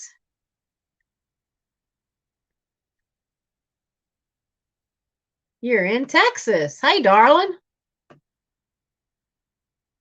And there's Jeanette and Stokes and Ann Perkins and Lois Hoover. Awesome. Awesome, awesome. Lois and Jeanette, I know I have. Ann's new. Margalo Pearl, that's new. And Elaine is new. Awesome. Thank you. I do have it. Yeah, Vinny shows his age sometimes by not like what's a typewriter. But then, Myrna Loy, I bet you he'd know who Myrna Loy is. He likes his pinup girls. Good night. Good night, Melanie. I'll see you next week. Yeah, Vinny, that's what I want to do with my mother's. I don't remember who made it, but right now, well, my entire life, that vintage typewriter in its original case, it's a heavy sucker. They were solid metal frame. There's no plastic on that sucker, but it's holding the door open for the dining room. The dining room and kitchen have a swing door, one of those doors that just, and so to keep us kids from playing with it, she put this heavy dang typewriter. It's holding the door open. So it's still holding the door open all these years later. So it's still around. But yeah, the overstuffedness of this house. Yeah, they were workhorses. They really were. And if you can get ribbons for them, and you can get ribbons, but you got to do it online. They still work as long as the keys are cleaned. I remember having to clean the keys on that thing, and on my sister's old Smith Corona, because you had to, over time, with the ribbon, there'd be ink buildup in the keys and you'd have to clean them out. You just use rubbing alcohol and a toothbrush. 486 subscribers. That's awesome. I'm getting there. I was really hoping I'd get to 500 my goal was to get to 500 by the end of February. I'm really hoping if I get to 500, I would love to get to 500 in the next couple days. That'd be awesome. That would be awesome. Which is why I've been kind of obnoxious. I feel like I've been obnoxious because I've mentioned it. I mentioned it in Miss Pamela's sale. I mentioned it in Thrift Use Live. And I mentioned it in Misty's, that I only needed like 20 more to go. Now, mind you, none of them actually saw it to actually repeat it live on the air, but I put it in the chats anyway. So I was kind of like hoping they'd give me a shout out. Because I wouldn't get this far if I hadn't had shout outs from those three. And from Vinny. Vinny's done shout outs, Katie's done shout outs, Angela's done shout outs, but that's how we all get word around. So remember, when this is over, if you have a channel, you want to put a shout out for your channel, put it in the comments. I don't mind. Put it in the comments of the video. So let's see. There is a typewriter man. Oh, nice. Fixes and repairs. I need to find somebody that knows how to fix and repair music boxes. Because I have a music box from Japan, has a doll on the top of it, but I know what's wrong. I've had it apart before, but I don't know where to get parts. There's a pin inside that actually has worn down and is too short now, so it keeps dropping out of place, and I need that pin replaced. So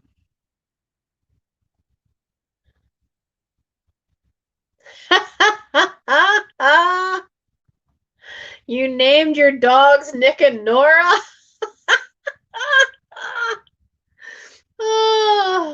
Oh, the Thin Man. I remember those. Is the next dog going to be named Asta? Gotta have a dog named Asta. Or is that the cat? Name the cat Asta? I grew up getting to see some of the cool old black and white movies because, first off, they were on. But the New Jersey PBS station used to have a show called Matinee at the Bijou. And they would show old black and white movies. They would show the old cartoons. They would show the old newsreels. They would show silent pictures every once in a while. I haven't looked it up on YouTube to see if anybody's got old episodes of it posted online, but it was a fantastic show called Matinee at the Bijou. I got to see Buster Keaton. I've got to see Buster Crabbe do Flash Gordon, the old Flash Gordon serials. And it was really kind of weird because he did Flash Gordon and he did another one that was space kind of stuff, and I can't think who it was, but it was the same actor, and they didn't change how he looked either. But we had that. We had Pearl. I saw a few Pearls of Pauline, Buster Keaton, Charlie Chaplin, some of the old not Lumiere. There was a French guy that did the very first silent pictures, and I cannot think of his name, and he did stunning stuff, was way ahead of what was coming out of anywhere else. And they've kind of, in the last 10 years, people have started refining his stuff and his work. If you've seen some old black and white stuff, Silence, you've probably seen The Man on the Moon, where the moon is actually a person's face. But that's one of his. But he also has the most stunning, he did the most stunning Beauty and the Beast. And it's black and white, and it's silent, and it is a fantastic Beauty and the Beast that he did. And it's just such a great work. And the makeup on Beast is phenomenal. And it's all just a lot of hand done. Rudolph Valentino. Oh, yeah, the Chic. Yeah. Remember seeing some of them. I remember seeing the Douglas Fairbanks. Some of his movies, that guy was definitely easy on the eye. His son was really cool. I remember seeing his son on a lot of interviews. His son was famous more for being famous than for being anything. Ozzy is your neighbor's dog named for Ozzy Osbourne. I know who he is too.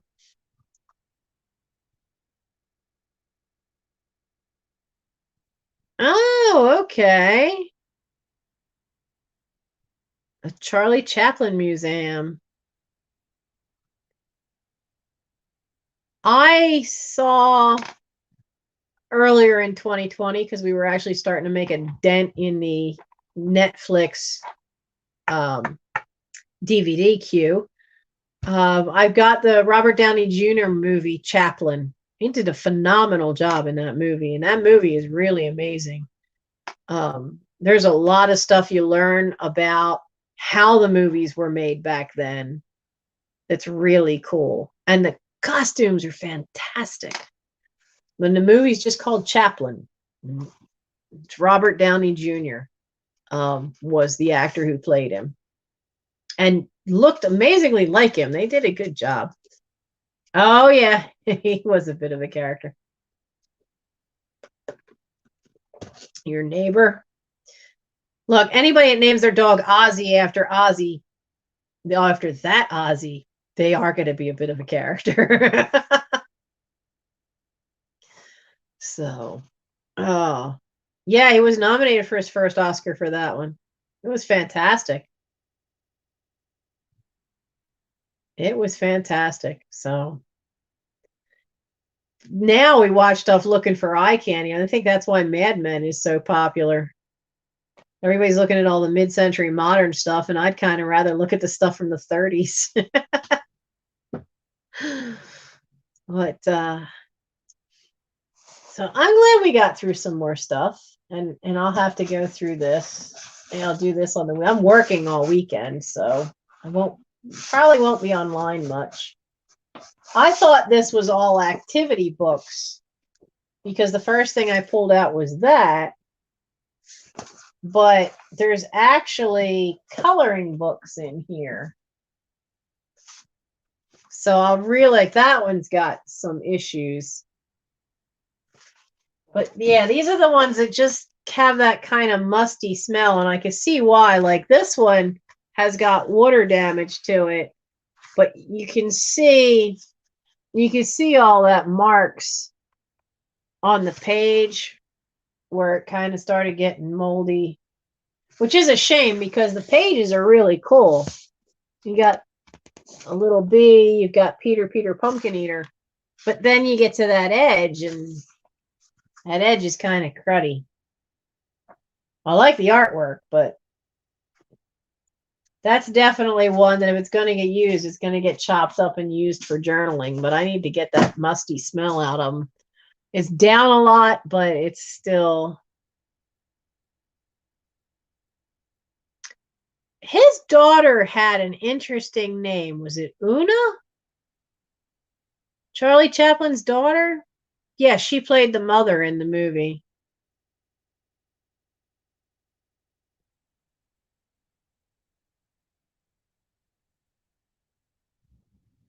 Well, that's true. You could scan it in. You could scan it in. And some of the things is like the old the old coloring books, the pictures are so much better. They're so much more detailed. And you look at some of the modern ones and they're crap. They're just, they're so simplified that they take some of the fun out of it. So that's no fun.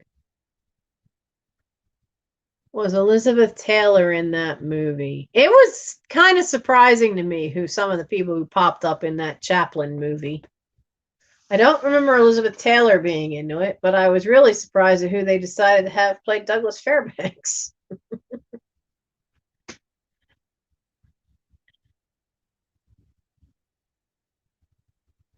Your oldest daughter studied cinematography. Oh, that's cool. That's very cool.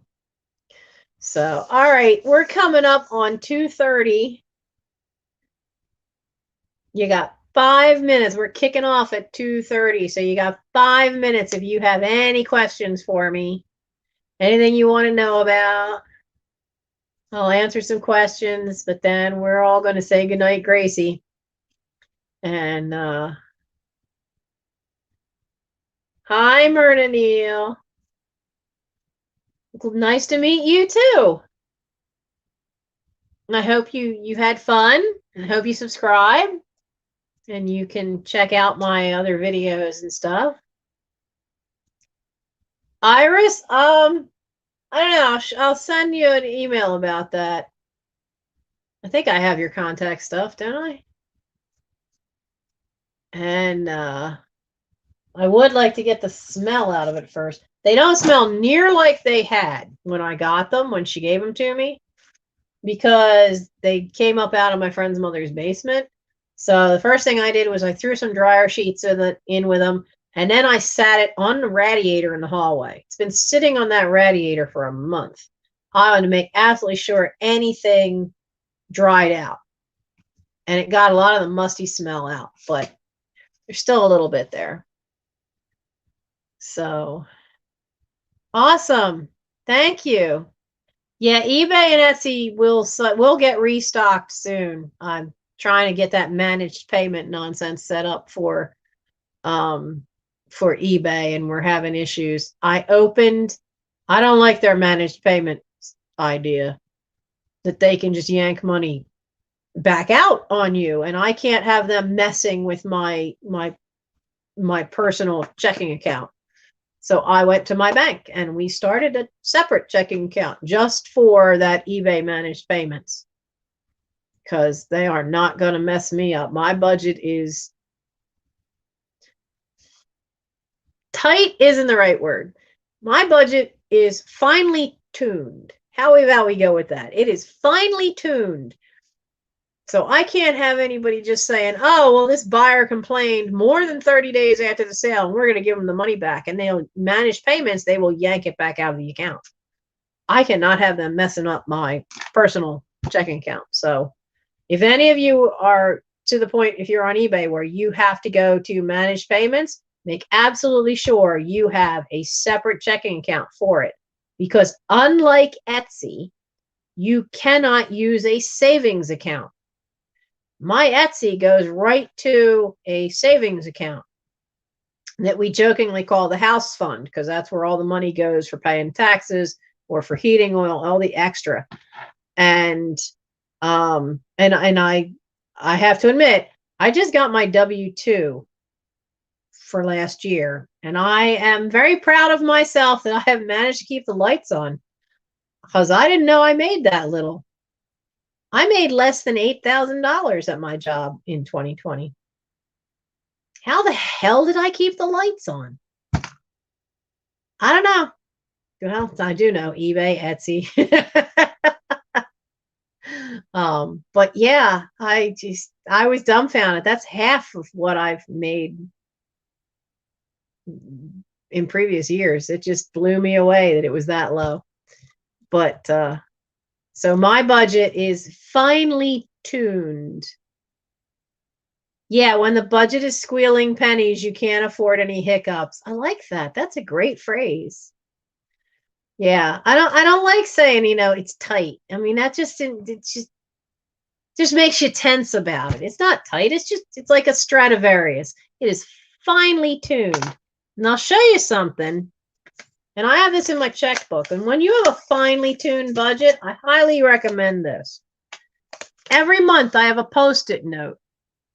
And it has the month and it has the date that the stuff needs to be paid for.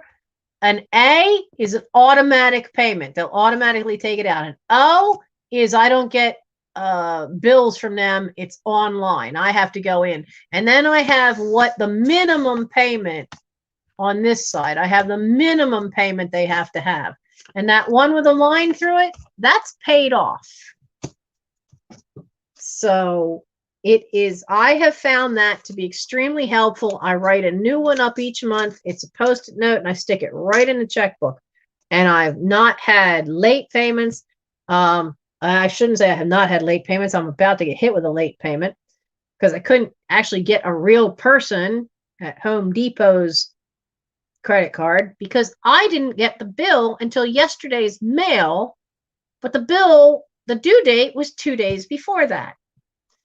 So I'm not happy about that one. So it's finely tuned, but I've got one paid off because I had to get some stuff from Boscov's because my flannel sheets are so old. They were getting too thin and finally died. And I needed flannel sheets for the winter.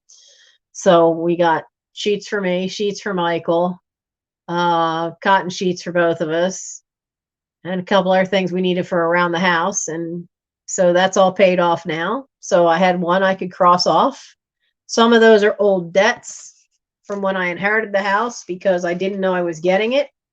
So one credit card had heating oil and utilities on it for 1.5 years. That's a lot of money.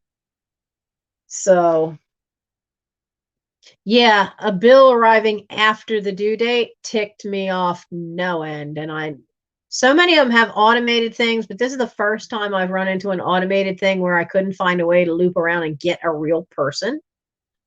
Not only is it only open until 5 p.m. Eastern Standard Time, that even when it is supposedly open to get a real person, you can't get to one. I couldn't even get put on hold where they'd leave me on hold. We'll call you back. You are queue number, and they'd say whatever number it was. And then I never got a call back. But then by 5 o'clock, nobody's there. They go home. Yeah, that's the thing. It's the Home Depot credit card. It's a nuisance. I got it because there are things we needed, and I'm kind of sorry I didn't get the Lowe's one. I have to admit that there is a difference. There's a big difference between Home Depot and Lowe's. Home Depot is for that small contractor, whereas Lowe's is definitely more geared for the homeowner do-it-yourselfer. So, but you know, I got it because now there is one more bigger purchase that we will probably have to put on the card when the time comes, because my aluminum ladder, my 6-foot step ladder, is so old that there's cracks showing up in the metal. And Mike, I'm not Tinkerbell. I'm not skinny, and Mike's not Tinkerbell either. Not in that way. And Mike's 6 foot, and he's a big guy too. And then in the mud with him on it, the ladder twisted and it cracked, a big crack. So the ladder is now not square. It's not lined up correctly. I'm not about to let him use it. I don't want to use it. So we do need to get another 6-foot step ladder, and they're pricey. I was pricing those suckers out. They're crazy expensive for what they are, but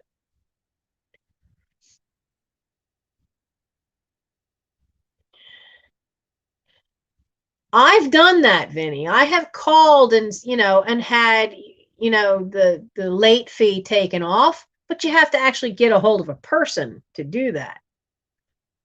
So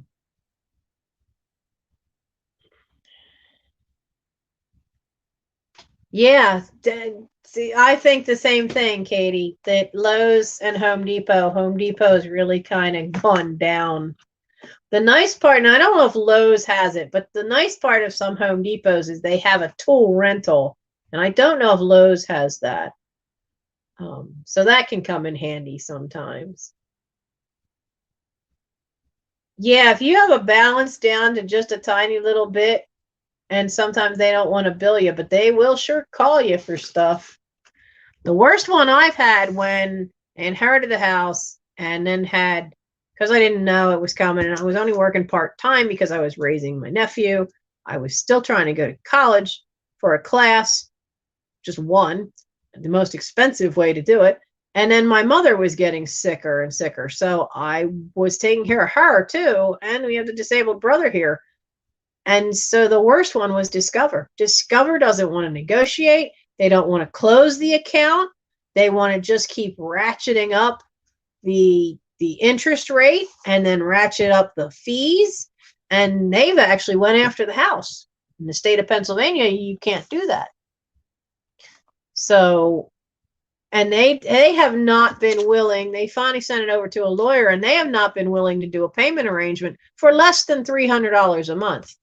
My paycheck is $300. Oh, I'm lucky if I see $300 in a week. And you guys want $300 for a month's pay for a payment? You're not getting it. So they finally agreed to let me send in good faith payments, but they have never sent me any paperwork back, no acknowledgement that they take the checks other than the fact that they cash it. They've been no fun at all. I will never, ever have another Discover card.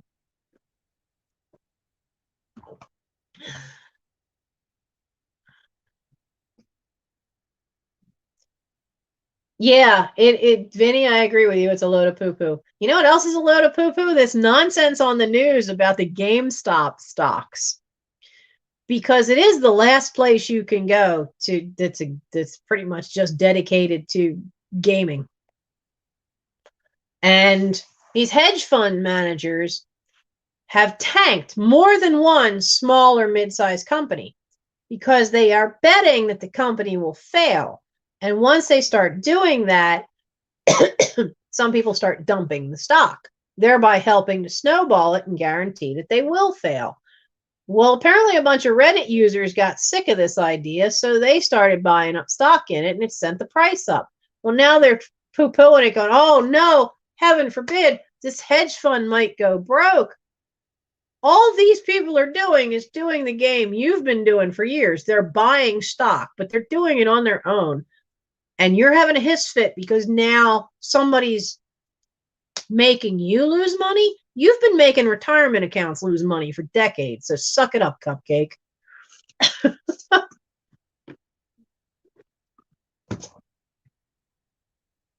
Yes, Vinny, Kohl's will drop you if you on your credit card. If your credit score goes down to a certain point, Kohl's will drop you. And with me, they didn't even have the courtesy to tell me.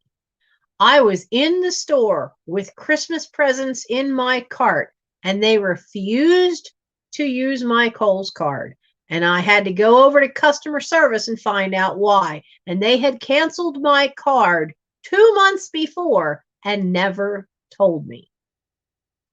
Kohl's did that, Dress Barn did that, and J.C. Penney did that. And not a one of those three told me. I found out while I was at the store that they had closed my accounts. That's BS. So they just won't ever, ever get my money, and I cannot in good conscience ever, ever, I just can't ever tell anybody in good conscience that they are cards you should get. Don't do it. Don't do it. And then you get ones like, I've had ones with Synchrony Bank and been able to call, get a real person. They've bent over backwards. I don't even know who they are. I mean, I've heard of Citibank. They've got to be owned by somebody. Usually, if they're not owned by Citibank, they're owned by Sallie Mae. There's only 5 big, massive banks that back almost all the credit cards. They want you to be in debt. Yeah, I use the debit card as much as possible, but with that fine-tuned of a budget. And then some things need it. Sometimes online you need to register a card with it. So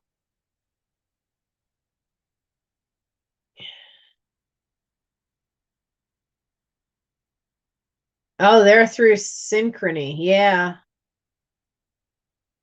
Yeah, I mean, I used to get, because I didn't always use the card in a year's time. I'd use it around Christmas. And I would get a notice from Kohl's or Boscov's and you know, hey, we haven't used your card in a while. And I haven't had any problem with my Boscov's card not using it in an entire year. They haven't closed it.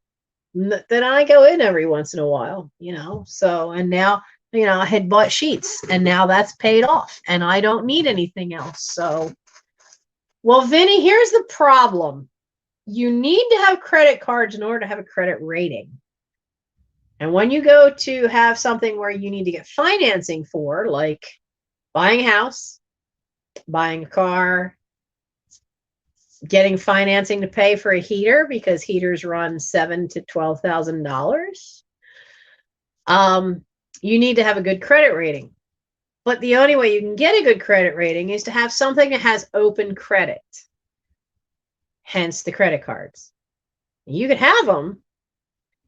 You don't necessarily have to use them. Just maybe once a year, twice a year. I made sure nobody ever taught me that. I had to find out the hard way. So I made sure my son knows. He has 4 credit cards. He uses one just for gas in the car. And the other 3, he will carry one with him for about 2 months and maybe use it 3 times. And then he'll put that one in the jewelry box and take the next one. So that there's never really a lot on any one. Most months he doesn't have anything on them. But that way there's something. But it makes his credit look good because your credit is based from the credit cards is based on how much open credit you have compared to how much debt you have, and how much usage you have is also part of the equation. So you do have to use them a little bit. He also had car payments. The problem is that if you pay off the car, then that goes away. So, because he found that out because this year he got a second job in the beginning of the summer just doing stock at an Aldi's because he's a night shift supervisor for Wawa. So he's part of the management team there, but he got a second job with the sole purpose of he was determined to get that car paid off, and he had that car paid off. He got the car paid off the beginning of October or end of September, I think. And then in October, he paid for me to take me to Chambersburg for 3 days. We stayed at the state park out there and got to go to Black Rose Antiques. And I really needed it because we didn't have camping for so long. So he took me out for my birthday in the beginning of October. My birthday's not till the end, but he took me away for 3 days, which was great.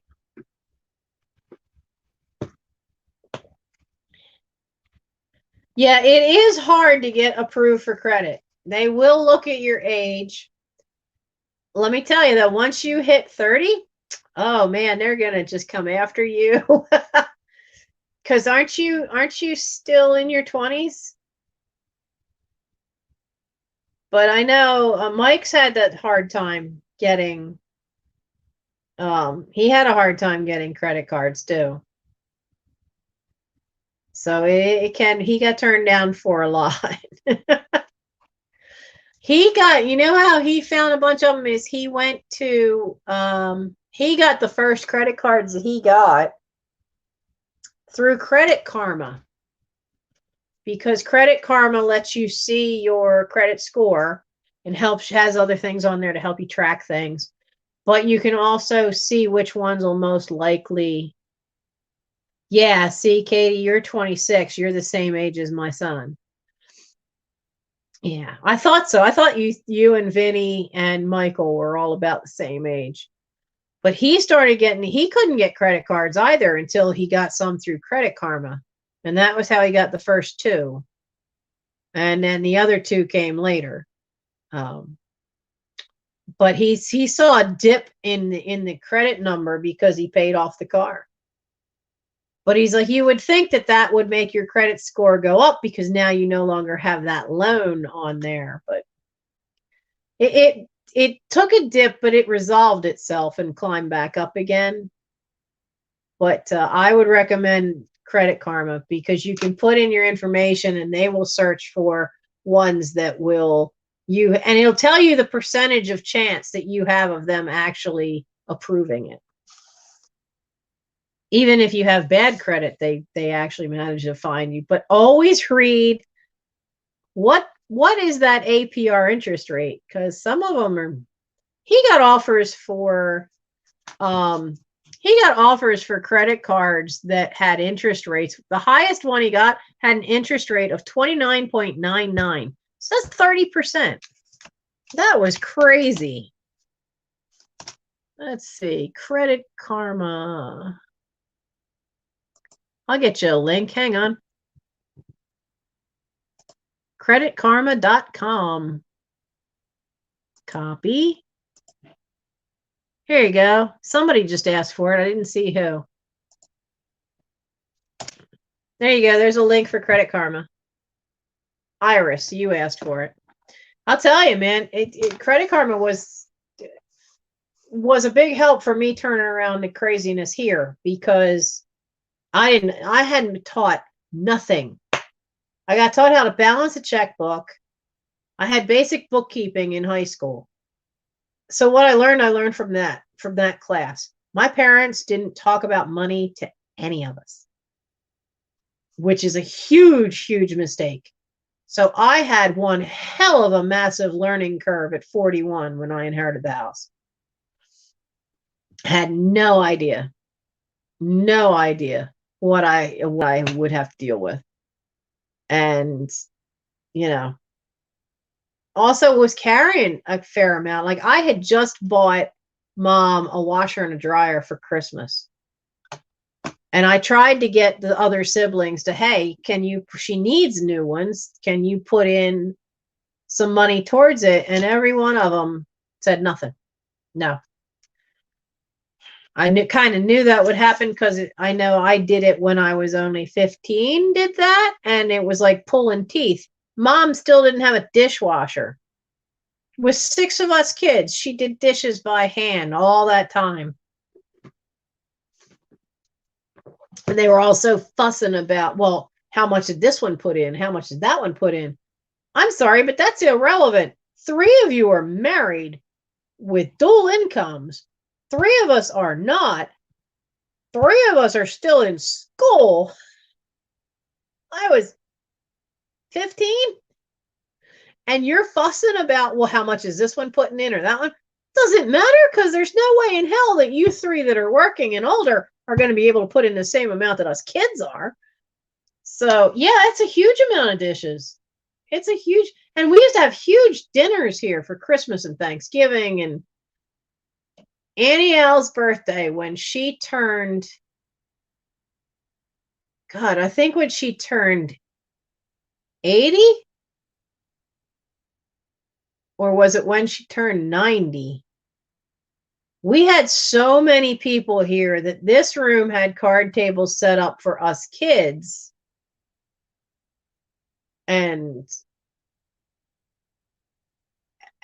there were at least 14 around in the dining room, crammed in there. There were, between the kitchen table and the dining room table, there were 14 adults out there, and then I don't know how many of us kids in here.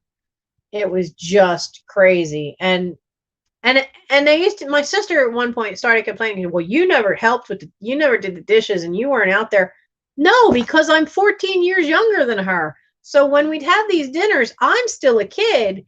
They'd kick me out so they could all complain about their husbands, gossiping and talking in the kitchen. But I was too young to be part of that. They didn't want me to overhear any of it. They'd kick me out. But yeah, it's a lot of dishes. A lot of dishes. And yeah, I mean, we kids did dishes too, though, my parents being older, it still kind of fell mostly on the girls, but there's only two of us and we're 14 years apart. So,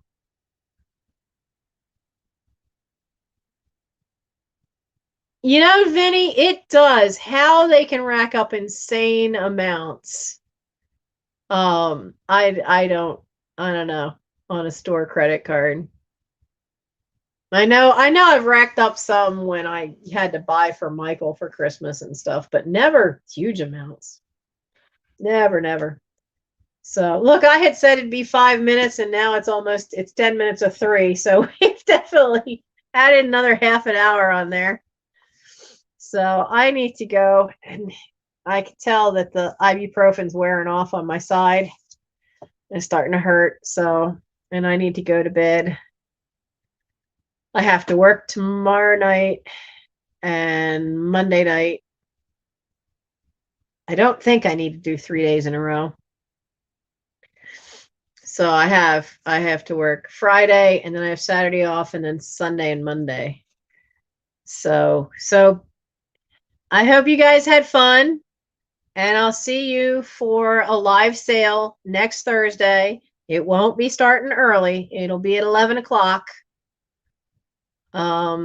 So that I can get a chance to get home from work and at least change my shirt and have something to eat real quick. So, because usually, like, it's funny, it's like usually from 5 to 10 I might be working. So anybody sees me in the chat, it's usually around sometime after 7, between 7 and 8 o'clock, when I'm on my break for all of 10 minutes. So yes, Eastern time, 11 p.m. Eastern time. Iris, what state are you in again? One of the reasons I was looking for a time to do live sales, and I kind of fell into this late night one, but it gives people on the West Coast and some people on the Western coast of Canada a chance to actually be at a live sale, because a lot of the ones during the day, it's just not possible. Okay, you're in Nevada. All right. Cool. So yeah, so you're out on the western side. So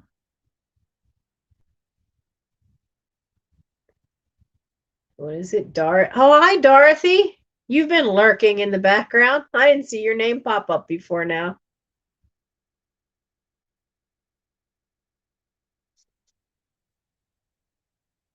Yeah, they usually can work around credit, but once you get busted with Brad credit, it can take a while. It took me a long while, and it's also one of the problems. My credit score is up, but now my problem is my income, which is why I've gotten turned down 3 times for financing. I'm not making enough. And boy, when that W-2 showed up and I saw that I only made less than $8,000 last year working at my main job that I don't know that I'll have after June 1st or whenever they get the new store built. That'll be fun. So cold hard cash, best way to go if you can. It's not so easy, but it is the best way. So you guys have a good night. Get some sleep. I'll see you next week on Thursday at 11 p.m. Eastern time. It'll be a live sale. It's funny. It's like it was supposed to be part live sale, part unboxing. We still filled a page. But, one of the first things we did was that box of vintage postcards, and I sold most of what was in there. There's still a few I have to sort out, but the newer ones I'll probably just use as package toppers. Yeah, I don't have to worry about owing anybody. That's the blessing I have in that this house has no mortgage. That got paid off when I was 16. Because I've still, no matter what happens with my credit, as long as I get the taxes paid, I've still got a roof over my head. That roof may have a bad leak at one spot. It may have its issues, but it's still a roof. So But, keeping it has not been the problem, maintaining it. But yeah, it's a very, very good thing. And it's amazing how much money I've had several people tell me, well, if you don't have a mortgage, you should get one. What the hell for? Oh, well, then you can fix things. No, no, no. Even if I fix things, then I'm stuck with more debt. No. So, no. There will not be a mortgage on this again, because the minute there's a mortgage, then that means the bank owns your house. Not ever gonna happen in my lifetime. I will figure out, I will work hard, and I will put money aside like I have for the tree, like I have for getting the taxes paid, but I am not putting a mortgage on this house. Not ever. So by not having that, it frees up so much money by having a mortgage or a car paid off. So it's worth it. That's the only thing I did learn financially when I was a kid, because my aunt and uncle busted their tails. They both got second jobs. They both worked full time, raised 5 kids. They both got second jobs. She used to do the books for some company, so she'd go in the evenings and do all their bills. And so she would spend an hour after work before she'd ever get home. And the kids were all taught, even the boys, everybody was taught to cook. They'd shop once on the weekends, and they'd do Saturday mornings were spent doing the grocery shopping. Saturday afternoon was doing all the prep work. If the menu needed something already cut up, they'd have bags of onions in the fridge, labeled and marked and already chopped, and everything else. So everything was planned ahead of time, and they managed to get their house paid off and their cars paid off. And so I learned from them what a great idea it was to get rid of some of those big bills right away. Well, not right away. It takes time, but get that house paid off. It makes a huge difference. But, that was the one thing I had learned from them. So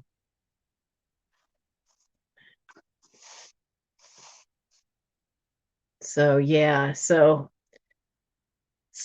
we need to, meal prep. I like to meal prep, but I don't like to cook.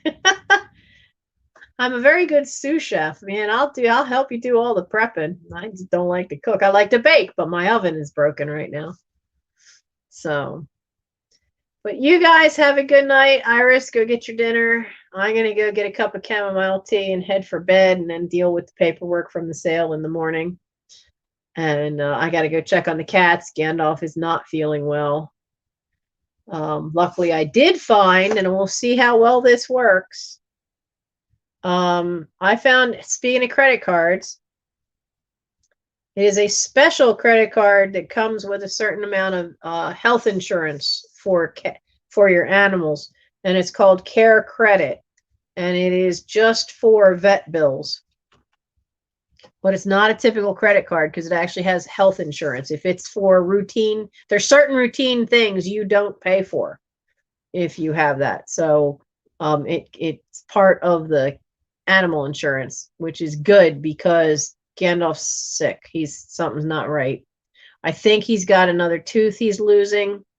If you ever see a cat that has black stuff out on their lips, it's usually because they have infected teeth. And he won't let me touch this side. And the only thing he had there was a fang. He's already lost a lot of teeth in the side. So I think he'd gotten into a fight, had a torn up ear. He's madder than hell at me because I put Neosporin with painkiller on it, and he doesn't like having anybody touch it, but it needed to be treated. But now he's got that. So I think he had lost another tooth. So he's not wanting to eat. He doesn't want anybody touching his head. So I need to see about getting him to a vet. You guys all have a good night. And I will see you next week. Have fun. If you like what you saw, come back. Like I said, you never know what you're going to see in my sales. And all the usual stuff applies for a channel. You know, if you like what you saw, hit subscribe, hit the little bell. It's important to hit that and hit all notices so that you make sure you know if I start doing pop-up sales, which I hope to do at some point. And what was the other thing? Oh, and I finally found out why they say like, comment, and subscribe. Part of the analytics for YouTube is if there is a comment. So if you want to put a comment in, go right ahead. If you want to put a link into your own channel, go right ahead. Put it in the comment sections. So you guys have a good night. I'll see you all next week. Bye.